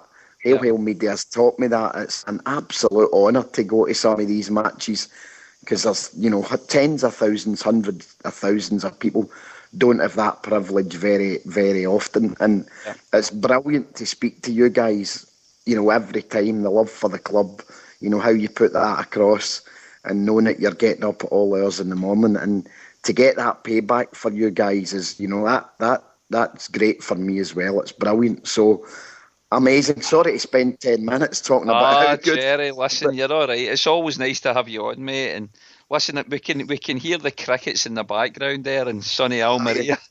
Are you about to jump in the pool? But then my wife and family said no swimming alone in case something happens to you. So I'm frank. Skinny dipping, Jerry. Skinny dipping. Get in there. Listen, guys, brilliant to speak to you as always. I'll tune into the rest of the show. And what a week. Brilliant, Jerry. Absolutely amazing. We'll speak to you again soon, Jerry. Thanks for Skyping in, mate. Hail, right? Hail, Jerry. Look, Kevin, I know we're going to sort of obviously go on about the draw a little bit, but just to pick up something Jerry said is, I think the PR it gives our club in places like Australia. I don't know about Japan. Liam can fill us in there, but just the PR that we'll get from Celtic being in it, like guys at work who are like soccer as they call it over here. They're soccer. They know they're not going to say they're soccer fans. They wouldn't go and see Melbourne Victory and that, but they know what's going on. Like I met a guy in the kitchen who, in truth, I think I've spoken to twice since I've started working there. Your kitchen, Pat? No, just random people walk into your house. Why not? What are you doing here? Just reading the paper.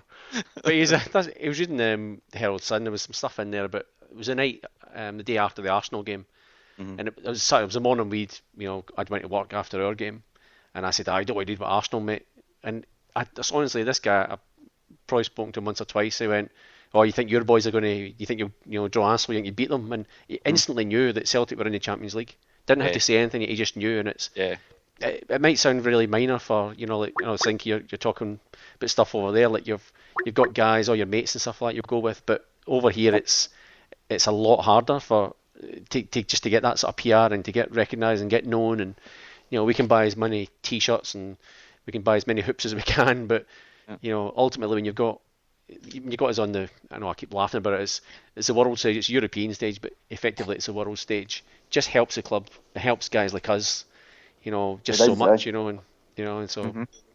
So fingers crossed that happens again. The fact that it's Barcelona, if we get some sort of performance, like the PR we got from beating Barca last time was immense. It was in on the newspapers, it was on TV, it wasn't everywhere. I mean, AFL and Rugby League up north are the big sports here, but it was just amazing. Like people just instantly recognised you and knew at the top what the hoops were, and they knew what the colours were, and they knew who Celtic were, and it was spectacular. So fingers crossed we can get a bit more of that when the time comes in a few weeks' time. So that's what we're after.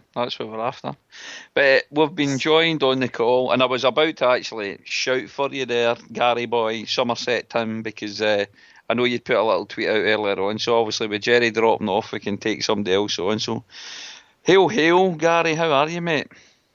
Oh, guys, I'll tell you this. I can't contain my excitement for not only what happened on Wednesday night, and not only for the Champions League draw, four world famous football clubs competing with each other, but also I have just booked a return flight to Amsterdam for the game, and fingers.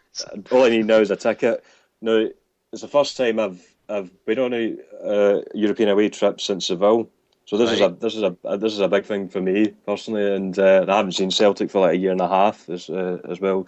So it'll be something to look forward to. I'll be flying over there with some of the Bristol lads over there. We're just going to talk over tickets. I'm already in contact with relatives and friends who are season ticket holders who might have tickets along the way. So was it £7,000 return flight, Gary?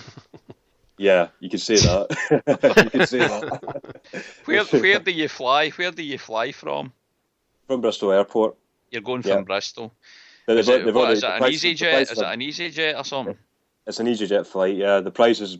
I got a text because I decided on this morning. I thought, bugger it. My mate just said they're talking about going and how much the return flight was, and I thought, well, no, not bad. And then he got another text, and he told me that the price is going up pretty fast. So if I wanted to book a flight, do it now, and then we'll talk about tickets, accommodation, etc. afterwards. Exactly. And that's from Bristol as well. See, that was the thing I always used to hate when I was back home, when going from Glasgow or Edinburgh or any of the Scottish airports, to be honest, the prices would go mental. Whereas my cousin down in London, he'd be saying, "Oh, that's magic. I'm just flying out from Heathrow to cheer in for a Juventus game, and it's cost me like £10 return and stuff like that." And meanwhile, you're trying to get on, and it's like £300, £400 return because it just shoots up ridiculous. So, but I mean, that's amazing that even now, they're doing that. Is it? Sorry, did you say is it EasyJet or somebody, Gary? It was going from EasyJet. Yeah. Yes. But I mean, if they're even doing that from Bristol now, what chance have you got? What chance have you got again? I was that close because when I was looking up the dates, well, the scheduled times that my mate was going, was taking the days on the fly up on the Tuesday and then fly back on the Thursday, and for the Thursday one there was one seat left, so I had to go for it. Regardless of the price. And Gary, I'm just reading a tweet here from EasyJet. It says, to all Celtic fans, the date of the Ajax game's been changed. Oh dear, mate. You better maybe cancel. See, that's trying to get us send us to the Twitter account. Nice right, try. Gary, listen, it's no, I knew you wouldn't fall for that, mate. I knew you wouldn't fall for that. It's good to have you on, mate, and stick with us if you can. Right, I'm going to come on to we've talked plenty about the game and the experience, and we're all still hyper, obviously, guys, because we can hear it coming across in the voices, and we're now on Friday night over here. But let's talk a little bit about the Champions League draw now, which happened last night, Australia and Japan time. And it was obviously late afternoon over in the UK and Europe. But did we all actually see the Champions League draw, or did we just not bother with that? I'll speak to the ones this side of the world first of all. Pat, did you actually watch it? I didn't get up and watch it. It was later for you though, mate, wasn't it? It was about 2 in the morning for you. It was about 2:30ish when they were thinking they were doing our part of the draw from memory. Yeah. And I just followed it on Twitter. I've got no idea how I managed to stay awake, but I was lying in bed with... Because of the excitement, mate, that's why. The adrenaline was pumping. It's I don't know, you feel like a wee boy sometimes, like going to your first game when these sort of things come up. And I don't know, there's this whole theory about when you move away from Scotland that you become, I guess, more of a diehard than you were in Scotland. I don't know if that's true or not, but it's just this... I'm the exact same diehard as I was in Scotland. You're obviously one of the pseudo Celtic fans, Patrick. You're a disgrace. Disgrace of a man. I'll tell you a story one day. I'll save this for our podcast, but I left Scotland to move to Australia. I moved here about a month before we stopped 10 in a row. Before. So I missed the big party in Coatbridge and everything. So anyway, I've got some really sad Celtic stories. I'll tell you about them one day. Get the violins out. I don't tell your sad Celtic stories tonight, for sure. But anyway, I just... So you didn't see it, right? See, before we talk about it, I want to just find out who actually watched it. So Liam, did you see it at all? Or at what time was it in Osaka? I called around the night before to watch the game. So I basically the game finished at 6 o'clock, and I went to work at 7:30. So I got home, went to the gym, I was absolutely banjaxed, I crashed out, and then I woke up this morning to find out who would go up. Right, you're useless as well then, so this is good for me, But Sinky, Kev, the show's not about you, Kev, right? Sinky. No, it's not, but Sinky I'm just and Gary. good that I'm just better than you guys, but I'll explain this in a minute. Sinky, did you see the draw live? Aye. Right, that's good. I watched Gary, it live. did you see it live? I did from start to finish, yeah. What did they broadcast it on over there? They broadcasted it on Sky Sports News. Right. But obviously Sky Sports News had their own show half an hour before the actual event. When the event started, they had Jamie Redknapp and Charlie Nicholas in the studio, and it was. It's. I also had the laptop up just to have the blank boxes for each group, and they appear on. It's on the UEFA.com that it appears as the draw's been made. By each of the guest ex-players and current players that were naming the teams. So Gary, what's wrong? Didn't you trust what you're watching on the telly? Did you? You think just get the internet up just in case it were taking the piss? Well, I was wondering if Celtic TV were going to provide a broadcast, a free broadcast for fans around the world, and here. Because they did last season, didn't they? I'll tell you what they did last season. They had it I thought it was actually going to be the Champions League draw, but what they had was two guys sitting behind a desk reading out what was on another screen. It was not the Champions League draw. Outstanding. Listen, I can't believe that none of you, because I found this last night, and it was STV's own website, and they basically had a camera on Neil Lennon and the players. I'm guessing it was, I don't know if it was at Celtic Park or at Lennoxtown. I'm guessing it was Lennoxtown. But yeah.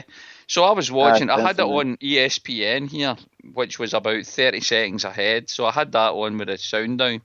And I had on my wee iPhone on the STV website, the camera on. So I could see, I knew it was coming up before I saw the player and Lenny's reaction to the draw. But the first thing, before we even get on to the teams, poor Billy McNeil, bloody hell! It was an absolute sin what happened to the guy. But I mean, Billy's 73 now, and he's got a bit of arthritis, I believe. But he was trying to open those wee Champions League balls and things like that, and he was struggling with it, so he had to hand it to the guy.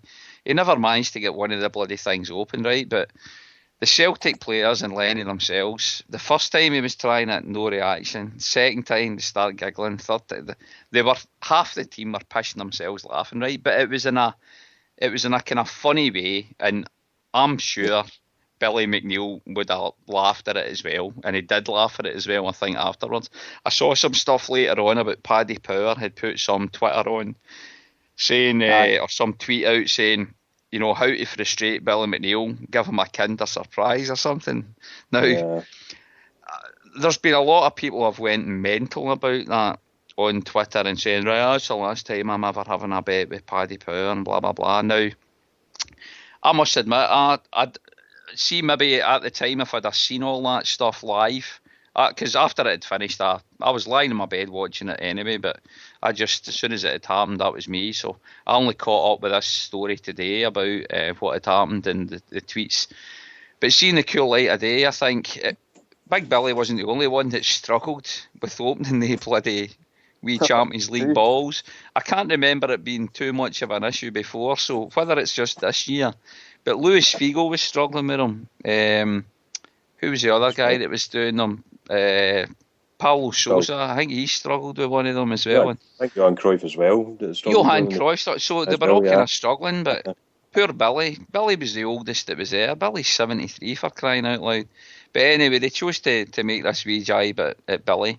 But I must admit, I didn't feel it was done with real the kind of malicious intent that some people kind of jumped on.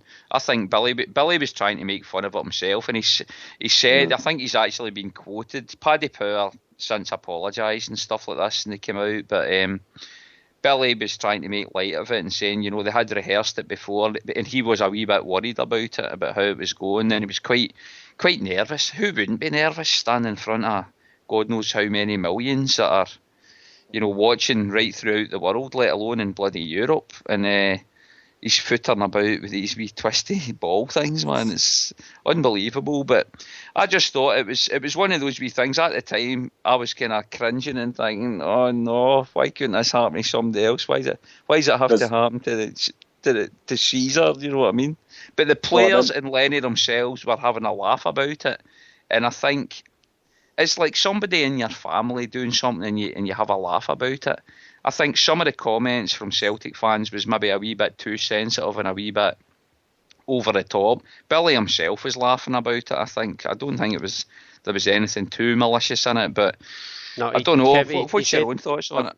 Kev, he came out today and he was saying that when he got back to Scotland that he knows his Lisbon line colleagues will be ripping the piss out of him, basically. So I think he has taken it exactly. Spirit, so. Exactly. Well, I mind one of my uncles saying that looking at it was like, you feel like he wanted to go up and put his arm around him, just as treat him like as if it was his dad, it's one of those things, isn't it? You look after your elders if they're struggling, and it's what you would do. But I suppose that he would have found that a bit patronising himself, because he's just trying to make light of it, and as well. And I think I had somebody claimed that one of Billy McNeil's granddaughters made a complaint about it on Twitter. That it's not fair, but with Paddy Power, I mean, I knew about it as well. But I think if you're going to crack jokes, I think you've got to do it on your own personal account, not under a company's name, because you can't. If you're going to make jokes, you'd be doing it. It would look as if you were doing it on behalf of everybody in the company. Yeah. And, some people might not like, in the company might not like it either. So, yeah. It's a funny little thing. It's just, it was something that I witnessed obviously last night as well, and I felt sorry for him. He was put on the spot, but again, I think it's been I honestly believe it's been blown out of proportion, because as Pat said, he'll know himself when he goes back and he bumps into Lisbon Lions, they're going to rip the utter piss out of him. And it's the type of thing you do with your mates. I think there's a lot of us, you maybe feel, that's a shame, and whether it's out of, I don't know, embarrassment or whatever, I don't know. But I just, when I had time to look at it in the cool light of day, if that was your mate up there, you'd have a laugh about it, and he's laughing about it himself anyway. I think he said, in fact, I've got it here just now. It says, blah, blah, blah. For whatever reason, I found the balls extremely tight to twist. I'll move on from that, because that's a wee bit innuendo. I was also a bit nervous. As soon as the draw started, my worst fears were realised. Thankfully, Johnny was there to help me, and we had to laugh about it. Then he says, the alternative was me there all night long trying to open the balls in Europe waiting for the draw. So, I mean, he was making light of it himself, even at that. But can you imagine that? And here we are, 4 hours later. We're still waiting for the first one coming out. It's a bit of an only excuse sketch, that one. By Christmas Gary, time. you've probably called it, man. If Jonathan Watson will be having that on, that's for sure. That's for sure. But anyway, right, enough of that. Let's talk about the draw itself and the teams that we've drawn. And I'll go around you all individually to get your thoughts, and I'll share my own thoughts with you shortly. But Pat, I'll come to you first. Good draw, bad draw. What do you think? I probably agree with Lenny. It was good in terms of prestige, but like in truth, just about everyone of them's tough in in different ways. Some long distances, some are difficult clubs, some are like it didn't really matter where we got. Our cup final was really getting there. We do have a slight sniff. I don't. And I'm only going by what I listened to today. I don't watch a lot of Italian or Dutch football, but it seems like Ajax are losing a lot of their, pretty much the spine of their team, according to, I think it was Radio Scotland I listened to. For example. Yeah, well, I don't think he was a spine, but he was a fringe player for them. But well, it depends if they had a crooked spine, he could have been. Oh yeah. So I think their centre, in truth, I can't remember the guy's name. Stefan something. Anyway, their best player apparently is about to join Spurs. They've got another guy who had a collapsed lung and he's out for 6-8 weeks. And their centre half, I think it's a Belgian guy, they said has been told that he can sign for any club in England. I think he wants to move to the English league. So you're talking pretty much in the same position as us. They're going to lose a lot of players. I think the guy that's going to Spurs has been signed for 11 million quid or something like that. So we get 12 million for Wanyama. They get 11 million for this guy. So I think in terms of with Ajax, I think there's potential there that, can we get something in Amsterdam? Well, possibly, probably. We've got half a chance there.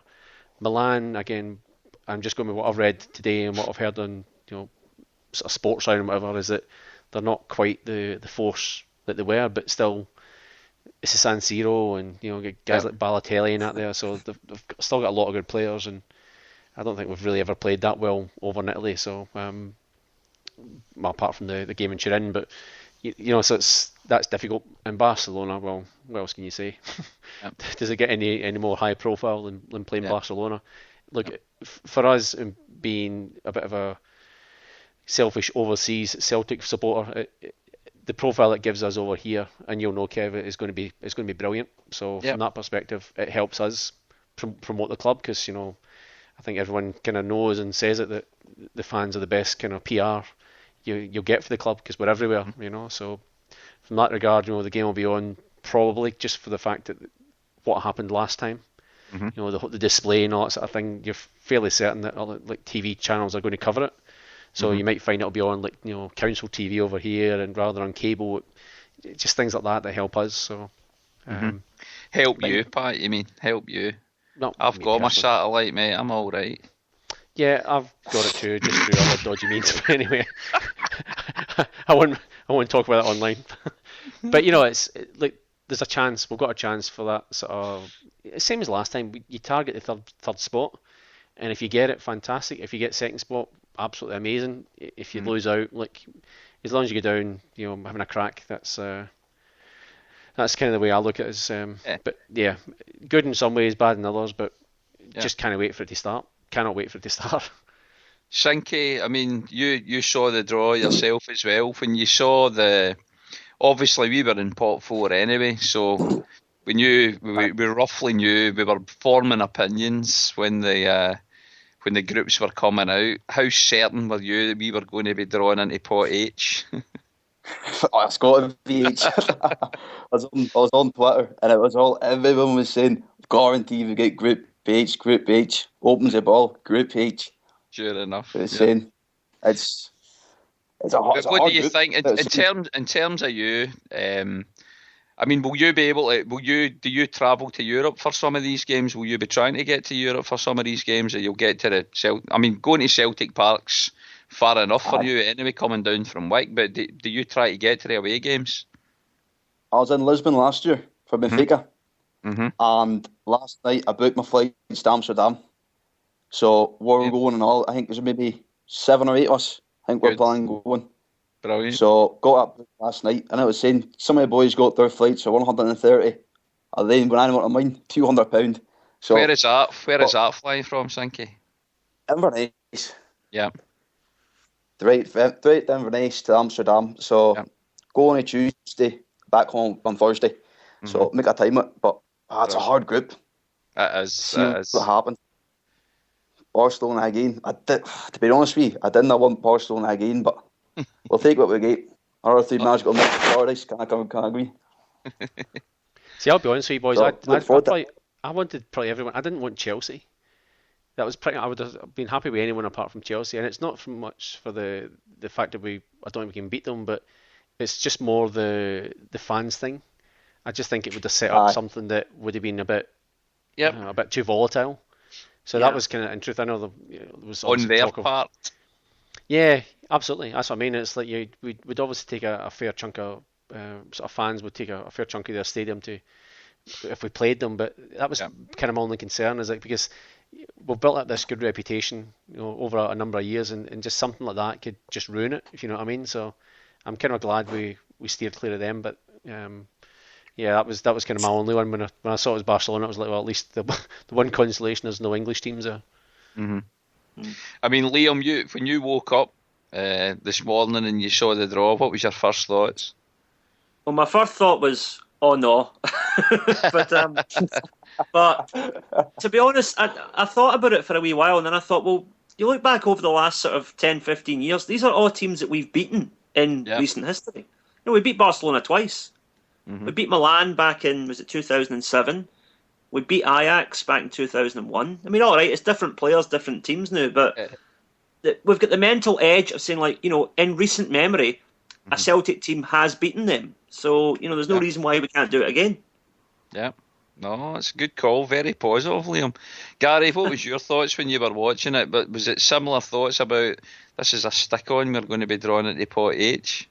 Well, I echo what Liam is saying. Initially, I was a wee bit brassed off that we were playing these teams again and everybody else. And it took me, like, I don't know, 20 minutes later to think, well, there's, like as I said there earlier, you know, 4 world famous football clubs competing with each other. It doesn't get any more attractive than that, does it? And but I suppose if we have to be realistic, that we are going to be up against it, and I think our only hope is to at least get 3 home wins in these games.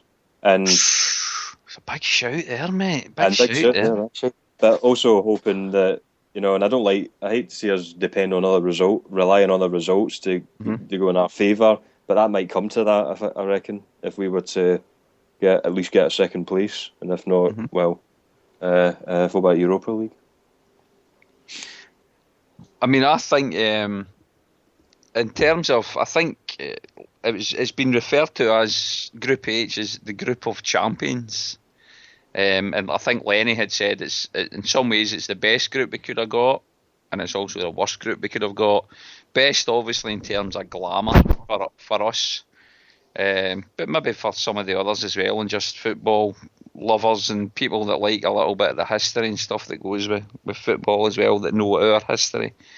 But in terms of our chances of going through, it's going to be really, really difficult. Let's not kid ourselves here, but I think the greatest thing that we've got in our favour is not only this time we were in pot 4, but we're undoubtedly the underdogs out of that group, without a shadow of a doubt. Sometimes, you know, like the last season, a lot of people could have argued between ourselves and Benfica and things like that, even although they were the pot above us, but we managed to put them out and clinch the second spot. But this group we're in just now, group of death, call it what you will, we're undoubtedly the underdogs and will be seen as the underdogs by anybody. And I think it's not often we've got the tag of underdogs in any game we play. So I think that's going to go in our favour in this campaign, these 6 games. And who knows what will happen. I'm kind of... I just love playing, but I know we always seem to come up against Barca all the bloody time, and maybe Milan as well to a lesser extent, but I just love playing Barca. I just can't get... I've got a soft spot for them anyway. I just love the football they play. I love watching them, and because I'm living over in Australia now, I don't get to see them as much as when I was back in Scotland. But I've said it so many times before, I would love eventually to see Celtic playing that similar type of football that Barca play. So I don't care if we played them every bloody year in the Champions League. I just love playing them, and I know they've got a lot of respect, not just their current players, but their president, the board of directors. There's this special bond between Celtic and Barca as well. That goes beyond football. The more than a club kind of slogans that we've both got, and I think I just cannot wait for those games in particular. But I would fancy our chances again. Let's face it, we weren't far off taking 4 points out of the 6 against Barca last campaign. Who's to say we can't do something similar?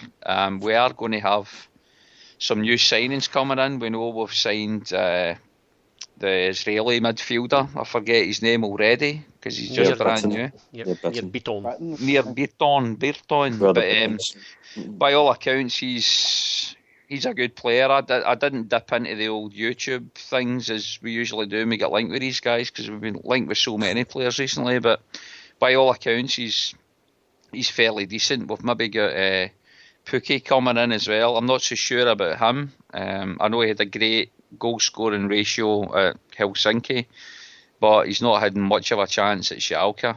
And obviously his goal scoring ratio has not been so good there.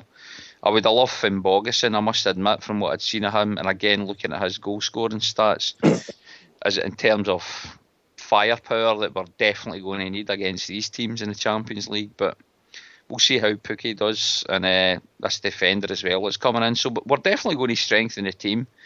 Are we going to be able to sneak a little a second place in there? It's going to be a huge ask. Aye. I would be delighted if we can get dropped through the parachute into the Europa League for finishing third, I'll be honest.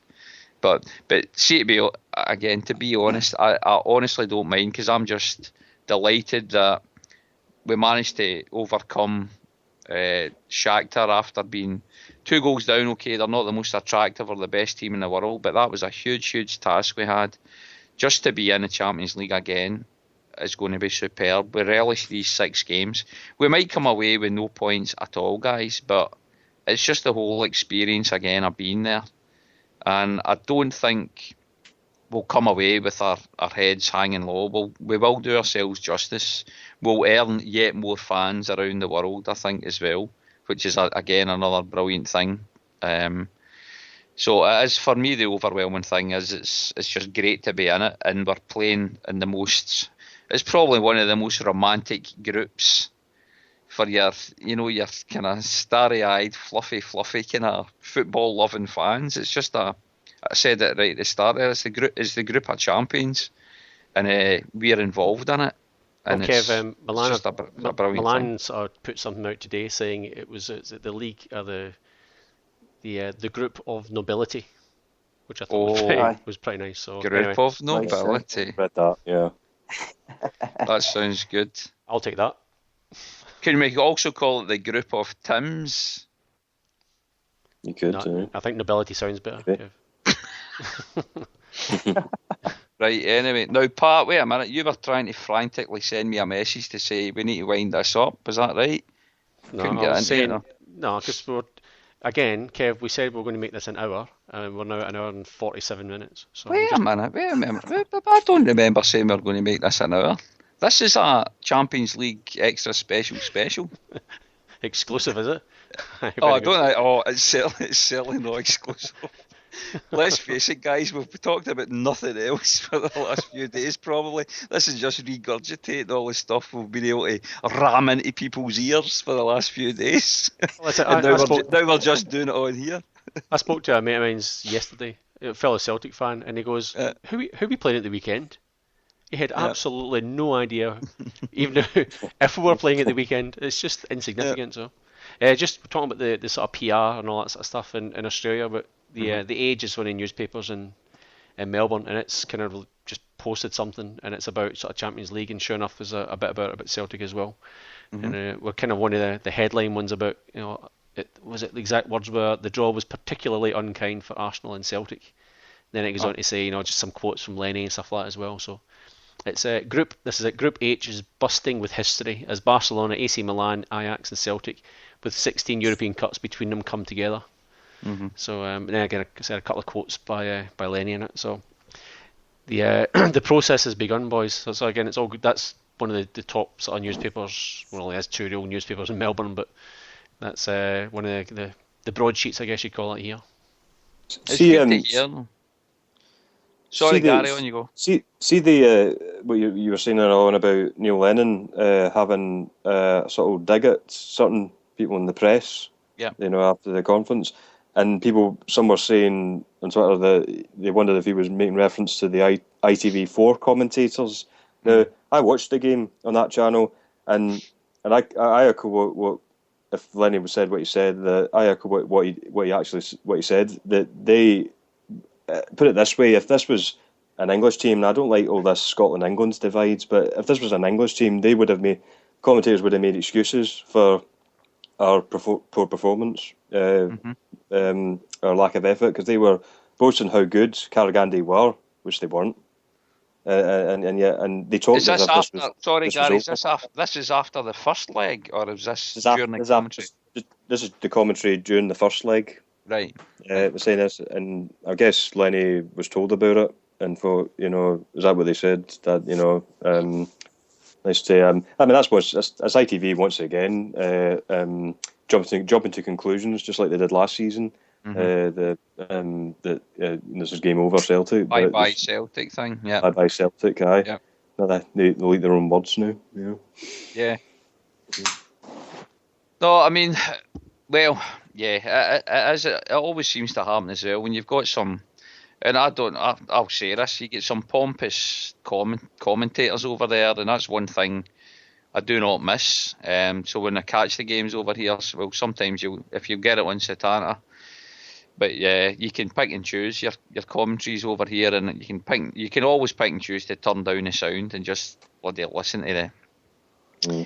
Just watch it yourself and form your own views. But too many of us, I think, get wound up as well with some things we hear these clowns saying. But yeah, when it's ITV doing their commentaries, there's always this. I know you're trying to steer away from it as well, Gary, but there is always this disdain look at Scottish football, and that there's a pompousness about it, and there's a. You'd never.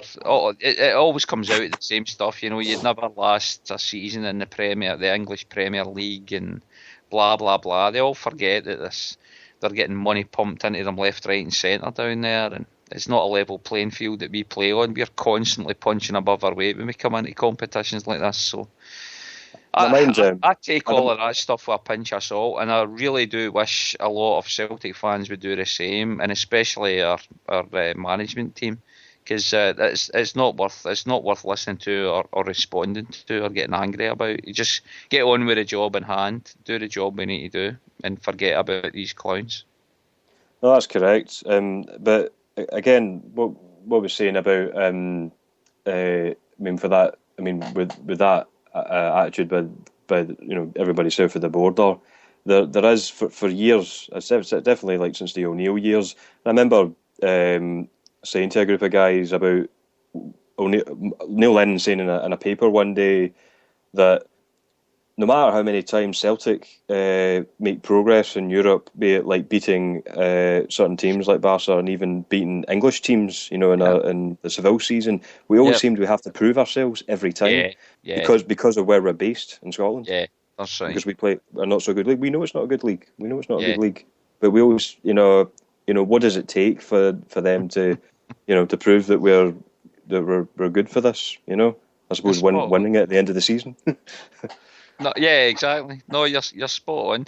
But we're always going to be up against that while we continue to play in the league that we're in. But again, we get the heads down and we get on with it, and we do what we can, and that's why being involved in competitions like this and being underdogs in most people's eyes going into these games, it gives us that little bit of impetus that we maybe don't always have when we're playing a bloody, I don't know, a Kilmarnock or something at Celtic Park on a dreary Saturday. It's not often we get the chance to be underdogs, and there's nothing better than beating somebody you're not expected to beat. It's not a feeling we get often in the Scottish League because we expect to just turn up and beat these teams left, right and centre. So for us, I think it's a great thing. And I'm enjoying that type of scenario a lot more this weather, I must admit. I don't know, is that because I'm so far away from going into work the next day after being embarrassed by a team and getting ribbed by Sevconians, who I'd rather not encounter. But thankfully, I haven't encountered a Sevconian for quite a long time, I have to admit. They've been surprisingly quiet the last few days, haven't they? Oh, Jesus, man. They're very quiet. It's fantastic. Now, listen, I think, guys, before we I'm going to try to wind this down anyway, but I think it is worthwhile talking about these. First of all, our new signing, because it was just announced by Celtic about 8 minutes before we came on air tonight. And there's another few potential signings coming in. I just want to kind of gather your thoughts on them. Now, again, the Israeli defensive midfielder, the replacement, hopefully, exact replacement, or maybe even better than Victor Wanyama. This near Bilton that's come in. How much have we looked into this guy? How much have we seen of this guy? There's obviously a lot of chat about him as well, and from what I've read, he's very good. Right after this show, now that we've signed him, I'm going to actually go into YouTube and have a look at the guy. But has anybody got any strong views either way on the guy? Pat, I'll ask you first. I watched one thing on YouTube today. I can't remember where I saw it. It was through Kerrydale Street Forum. I can't remember, but it was. I don't know how old the video was, but he looked very, very skinny. That's what one thing I'll say. I mean, he's a young lad. He's only 20, 21 years old.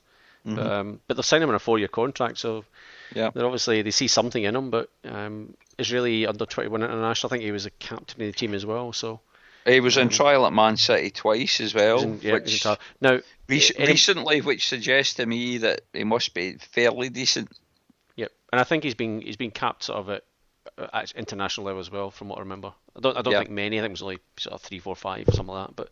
But he the STV have posted something. If anyone goes to News Now, which a lot of people still do, there's a link on for STV Sport, and they've got it's a 12-minute video pretty much of him. Mm-hmm. So a lot of sort of snippets of his play in the Israeli league. So I watched a couple of minutes when you guys were talking, so I didn't hear a single word you were saying. Crying out loud! What the hell is this non-professionalism? Honest to God! Says the man who went for a wee jobby just before. Anyway. But yeah, look. He looks, I don't know if the sort of video is deceiving, but he looks fairly tall. But yeah, my first impression was he was going to have to probably fill out a little bit if he's going to play in the Scottish League. He didn't look overly sort of strong in the upper body, but for a 20, 21-year-old player, you can build it up over time, I suppose. But like 700, what was it said? 700 grand. Yep, 700,000 4-year contract.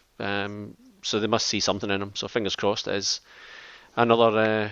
I'm not going to say he's going to be as good as Victor, but at least fill a sort of gap that maybe Lenny sees the team needing. So yeah, no, I mean he's Big Vic's going. He is leaving I was talking earlier on about Hooper leaving a huge gap, but Big Vic has left a huge gap in the midfield. Don't care what anybody says, and we do need somebody to step up and fill that space he has vacated. I hope it is your man that's come in.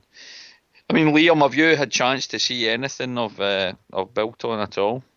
I had a wee when there was rumours about him yesterday. I had a wee look at him on YouTube, and this is going to sound weird, but he looks very much like a J League player to me. He's got good close control, good footwork, good passing, but he does look very lightweight. I wonder what's going to happen the first time a big hammer throw for Kilmarnock clatters into him.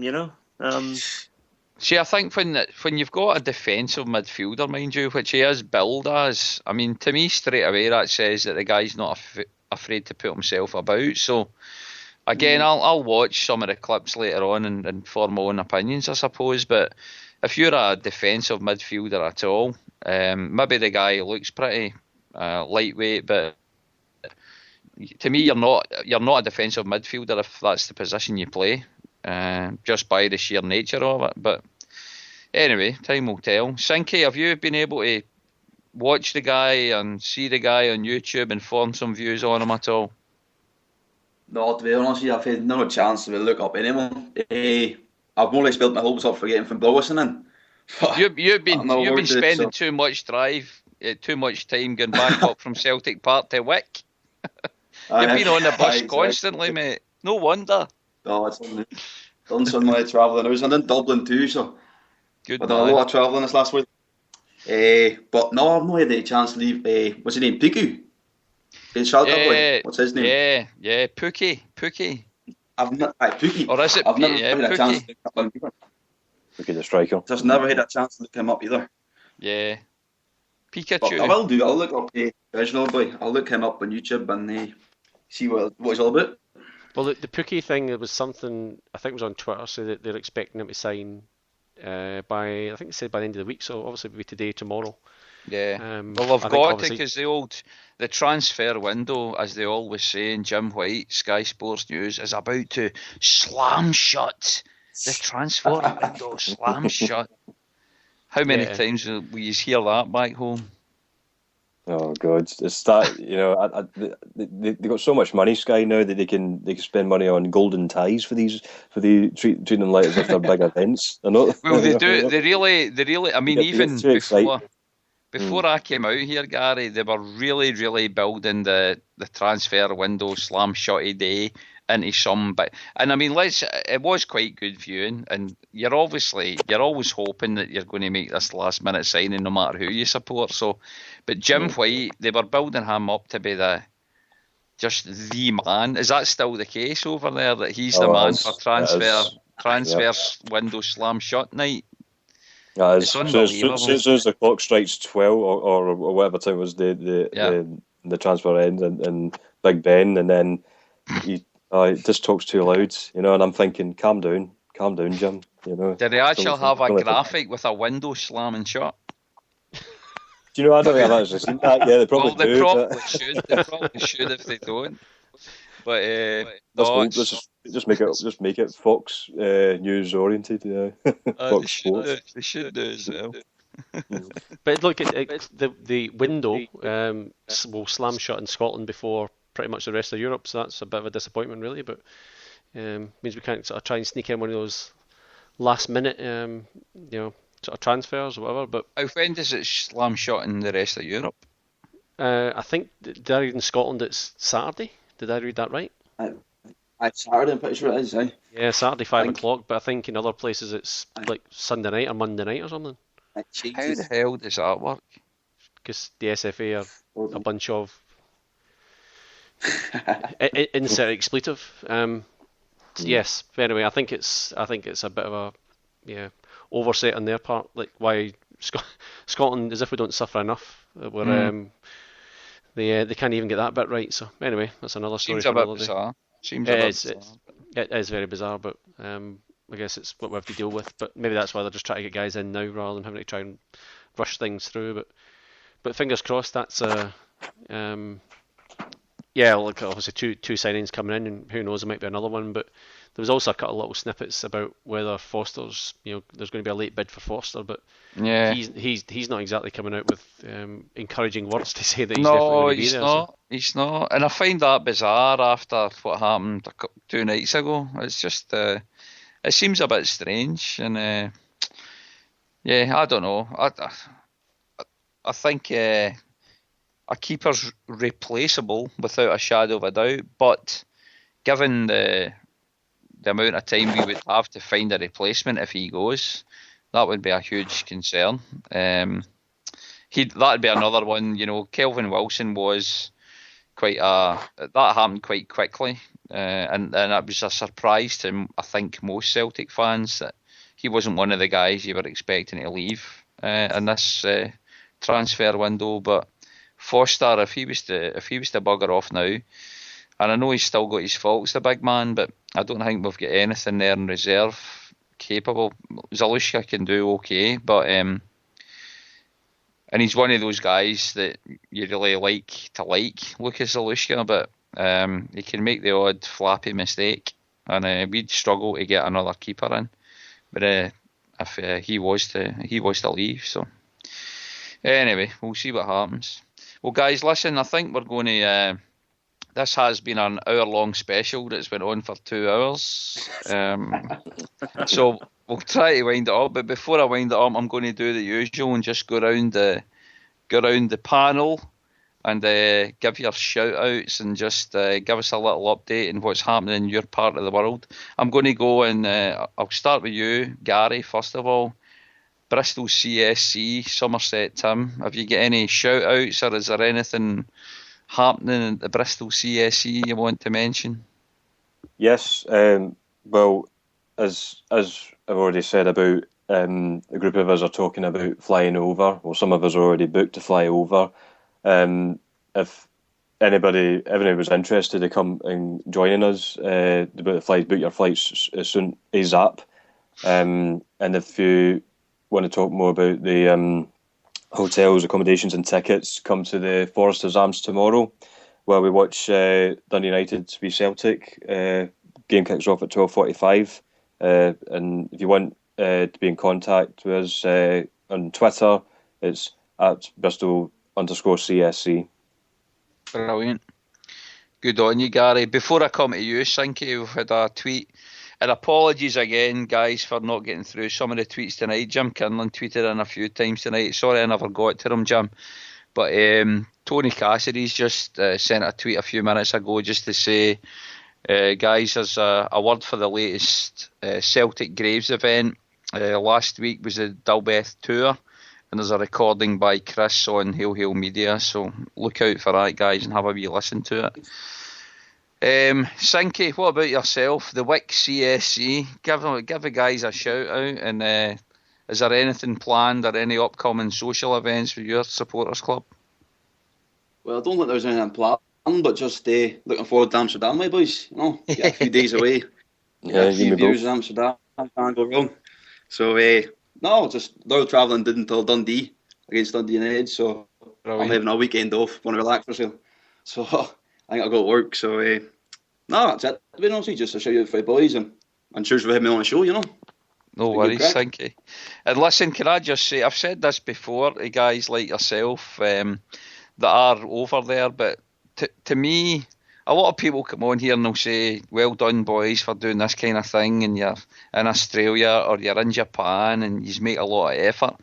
I'll be brutally honest, see waking up at 2:30 in the morning to watch a game, from walking from my bed into the theatre room. I've got a theatre room, boys. You need your 100 Jesus, here we go. You need your 100-inch screen in HD. Here we go. Anyway, sorry. See for me rolling out my bed and doing that, that's a piece of wee. It's no problem at all. See, getting a bus from Wick down to Celtic Park, or from Ireland over to Celtic Park, or from Somerset up to Celtic Park, or wherever else. That's effort. That is effort. So, see all this stuff about, boys, you get up at 2:30. That's nothing. It's a piece of wee. But anyway, so hats off to you, Sinky, for all your efforts, and big shout out to everybody in the Wick CSC as well. And keep it up and enjoy your Amsterdam trip. I'm sure I will. Liam, what about yourself, mate? Do you want to give any shout outs? Have you started up this Osaka CSC yet? Not yet, I'm afraid, but it's a work in progress. I've been trying to introduce Celtic to all my fellow co-workers in my new job, and a few of them are expressing interest, so hopefully we can put something together, you know. What about the new girlfriend you've got a date with? Hey. We're going to keep it off air, boys. Well, there's a lady friend I'm going to be meeting later this weekend. That's all I'm saying. Nice. May or may not listen now, so I've got to be careful. Is she Japanese? Oh, yeah, that's good. Is she Japanese there, Liam? Is it? Yes, of course. Oh, lovely. You'll keep us posted, obviously, on what happens, you know. Oh, of course, I absolutely. Good on you, Liam. Good luck with the date, mate. Good luck with the date. Just remember, don't talk too much about Celtic in the first date. That's a rule.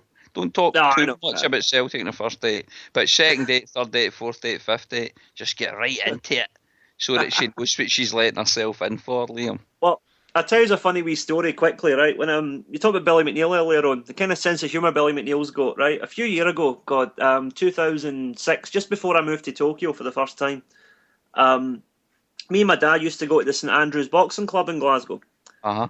And Billy McNeil was the guest of honour this night, so we met him and we were talking to him. My dad kind of knows him because my dad used to do a bit of work with Celtic a few years ago, but we were chatting, and my dad said, "Hi, Billy, my boy Liam, he's off to Tokyo next week to start his new job."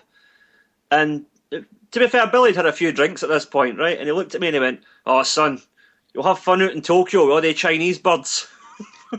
Outstanding ignorance. Oh dear. I take it that was said completely seriously as well, and it wasn't tongue in cheek at all. So this was about 1 o'clock in the morning. There was a lot of drink taken, you know. And... Outstanding. Right, so any more shout outs, Liam, or are you focusing on what you're waiting for your hot date? Just on a note, I'd like to give a wee shout out to my dad who's listening in tonight. My dad's not been keeping too well recently, but it's good that he's on the mend now and he's listening in live for the first time tonight. So, hail, Dad. I hope you're enjoying the show.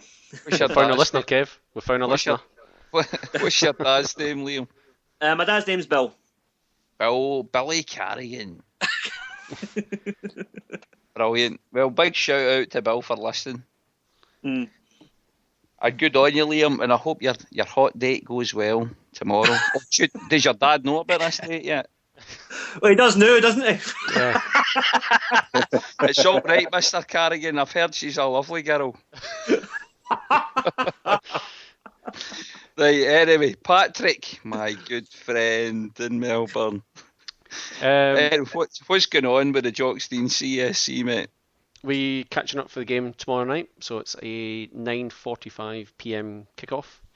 I don't think there's anything happening before it, so yep, anyone can rock up to the pub before, just meet some of the boys there. So we had a good turnout for the game a couple of weeks ago. The Aberdeen game was a sort of quiz and that going on, and yeah, it was a good day and good night. So hopefully a few more boys turn up for the game on Saturday. So it's a good sort of time for kick-off as well, because obviously when the clocks change and those sort of 3 o'clock afternoon kickoffs become 2 o'clock in the morning for us, so it's hard to get a venue and that to show it. So what else? There was some guys, I think it might have been Tony Cassidy, possibly, that sent me a link about, just to let everybody know that all this Champions League stuff, we really should think of our slightly less fortunate Seth Conian. Yeah, Seth Conians are they apparently are going to have to take pay cuts. Oh, jeez. I'm going to quote. That's half pennies anymore, do they? I'm going to quote. So that Mather he's a CEO or something, isn't it? Craig Mather, yeah, that's one. He said, Alistair, in brackets McCoist, has said he is going to talk about his pay package, and we have already had discussions on this, and these are ongoing. He's very open-minded and positive about change, about addressing that. Every single high earner is taking it on the chin about where we are and addressing that we're looking to build for Rangers. They are happy to discuss their salaries and look at the position Rangers are in and address that. There's a lot of addressing going on there. Yeah, a lot of addressing. Meantime, at Celtic Park, you can see Peter Lawes in his office with just £20 notes later. Anyway, for every fiver you spend. My God. How the worm has turned, boys. How the worm has turned. And I'm loving it. Yes, God bless him. Absolutely loving it. What league are they in now? I don't even know. First, second? Well, remember they've renamed them all. They've renamed them all. So I think did they get called First in the championship. Yeah. Did they get promotion last year? Did they? Yeah. Okay. So, anyway, so what else? There was something else. Sorry, something just came up on the Celtic website that they made please some Celtic fans that Celtic and Thomas Cook have basically ceased their agreement after 8 years, and from September 1st, all Celtic supporters will be able to secure official club travel for our European games directly from the club. Oh. The new travel website will go live on Sunday and will be announced here on the official club website. So that'll please some people. I know there was a few issues with Thomas Cook and flights and costs and all that sort of stuff as well. So that's a kind of good thing. And something I forgot to mention last week was, I don't know if you remember the podcast we did, the first one of the season, about buying merchandise outside Europe. Yes. I did get my refund. That's good news, Pat. Yep. So just anyone, you can put that on your next bet. What was it? $2.16. It was £6 or something. I can't remember now. But anyway, how many pound? How many? £7. That is a lot of money to Seth Conians. Yeah, I'd buy the club for that. Spend it wisely, Pat. Spend it wisely. Well, it's more of a heads up for Celtic fans overseas that you do not pay VAT if you're outside a European country. So even though the Celtic Superstore or the Kitbag websites don't kind of reflect that, just get a calculator out. It's now 20% VAT they pay, so you should not be paying that for any of the stuff that you buy. I think there's no VAT on kids' clothes and things like that from what I remember. So I bought one or two things for my boys, and you don't pay VAT on that anyway. Mm-hmm. But if you're buying the hoops or buying DVDs or anything like that, you don't pay VAT for it. So just keep that in mind. Save yourself a bit of money, because the Celtic Superstore website is not reflecting that. Certainly wasn't on my order anyway. So Liam, you remember that when you're buying your new girlfriend a new wee cheeky Celtic top? Be sure to reclaim your VAT, mate. Oh God! Right, well, I'll leave you with a wee joke, right? Maybe you heard this one, right? How many Sevconians does it take to change a light bulb? Tell me. 50,000. One to change the light bulb, and 49,999 to insist that it's still the same light bulb it's always been. I like it, Liam. I like it, mate. That's rubbish. You're going to have to up your game, right? Next one, we're going to have a segment for Liam's laughs. There you go. There you goes a challenge for you. Oh God. Right, guys, listen. I'm going to do it because I've got a few little updates I need to give you on the Mandara CSC here. There's one quite unique and exclusive thing I have to tell you. And to start this subject off, I'm going to talk about beer very quickly though. Because I'm conscious now that we're 3 podcasts into the new season. I've not really been promoting Heineken as much as I should be. But anyway, first of all, I've been on the Heineken tonight, and I finished what I had in the fridge. My young son, who I love dearly, brought me in. You won't be able to get this over there, folks, but he brought me in a Jimmy Bogues. All the Aussies will know what Jimmy Bogues is. A James Bogues premium lager from Tasmania. It's nice, but it's not quite up to the scratch of Heineken. So listen, Heineken, fingers out. It's sponsoring the show. Now, the next thing on the beer subject is my good friend, and hopefully he'll listen back to this later because I know he's away for a Ruby Murray tonight, Mr. Michael Shadlow, Shaggy from the Mandara CSC, El Vice Presidente. He was in discussion with the owner of the pub that we go to in Mandara to watch the games, Ray. And Ray, good man that he is, has commissioned a beer. And it's going to be called, he's going to sell this from his pub, Friar Tuck's in Mandara. It's going to be called Pure Celtic, if you please. Not only that, the actual badge that's going to be on the, what do you call the thing? The pulley pinty thing. No, it's going to be draft, Pat. This is proper stuff we're talking here. Draft pints, the pulley handley thing. What do you call it? The thing that you use to dispense the beer, the draft beer. You're the one that drinks beer, you should know. No, it doesn't matter. Anyway, he's going to have the Mandara CSC crest on that. So this is big news in Mandara Town.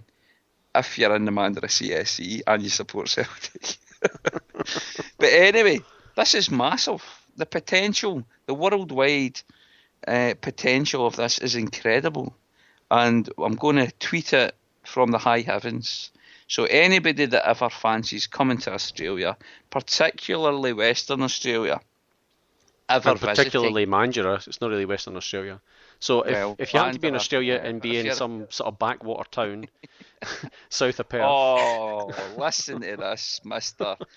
Most livable city in the world, except your weather's pish. 3 years running. If you happen to be a Celtic fan, your timings is not as good as in Perth or Western Australia to watch the games. You need to remember that. Anybody that's thinking about emigrating to Australia, folks, can I just say, forget about the eastern states. Their time difference is ridiculous if you want to watch the hoops. You come to Western Australia. Pat said earlier on, the game is on against Dundee United, which we didn't speak about, and what's the point, because this was a Champions League special.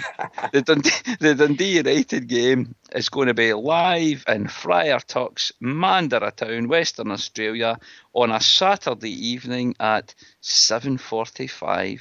Now that, folks, is a beautiful time to watch a game of football. Saturday night, you've done your thing with a family, the kids are all happy, you're the best dad in the world, and then you go to the pub to watch a game on a Saturday night. 9:45 in Melbourne, fair enough, and the other eastern states. Anybody that's wanting to emigrate to Australia, forget about those eastern states. Forget about them. Come to Western Australia, that's where it's happening. Yep, the AIDS capital of the country, yep, that's right. Beautiful. That's where you get your time difference.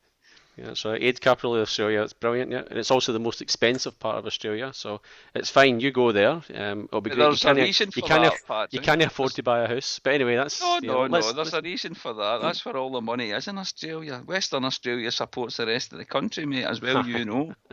Very good, very good. Anyway, Melbourne, most livable city, 3 years running, yeah, can't beat it, so...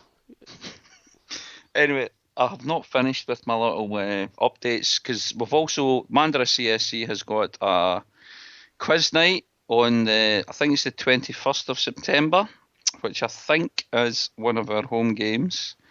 And it's a little fundraiser. It's actually, some of it, 50% of it's going to go to the CSC, because we're trying to raise some funds for buying some merchandise and things like that. But it's also it's a young girl that's doing a sponsored bike ride for cancer, Council Cancer Australia charity. So we're going to be trying to raise some money that particular day as well. And I think that's pretty much it. I'll always give my shout out to the old Erngel Bra boys in Coatbridge back home. Shout outs to them. Thank you to everyone that tweeted in tonight. Tom Doherty sent a tweet to tell me that the beery thing is called a beer pump. That's exactly what it's called, Tom. That is exactly what it's called. But anyway, apart from that, guys, I think that's pretty much wrapped up the show. What's our timing like, Pat, tonight? 7 hours and 2 minutes. 7 hours, 2 minutes. That's nearly our world record, but not quite. But no, what are we sitting at? It must be about 2.5 hours or something, isn't it? Roughly. 2 hours and 10 minutes, yeah. This is ridiculous. Anyway. It's not bad. It's not 3 hours, mate. So anyway, thanks everyone for your contributions tonight. Thanks to everybody that tweeted in. Sorry if we didn't read out everybody's tweets. Gary, thank you for joining in. Shinky, thanks for making your debut, mate. Liam as well. Liam up in Osaka as well. Sayonara. Sayonara. And also we had Jerry that called in earlier on, and Patrick, the man that presses the buttons. Thanks a million as always, buddy. Have you got something to play us out tonight? Yes, I have the old classic. You can't beat the classic, mate. Right, hail, hail, guys. Thanks, everyone. Hail, hail.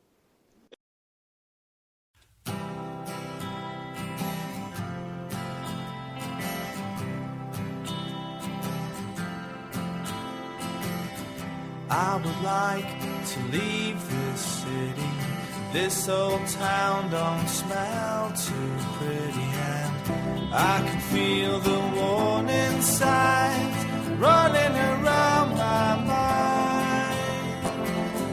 And when I leave this island, I book myself into a soul asylum, 'cause I can feel the warning signs running around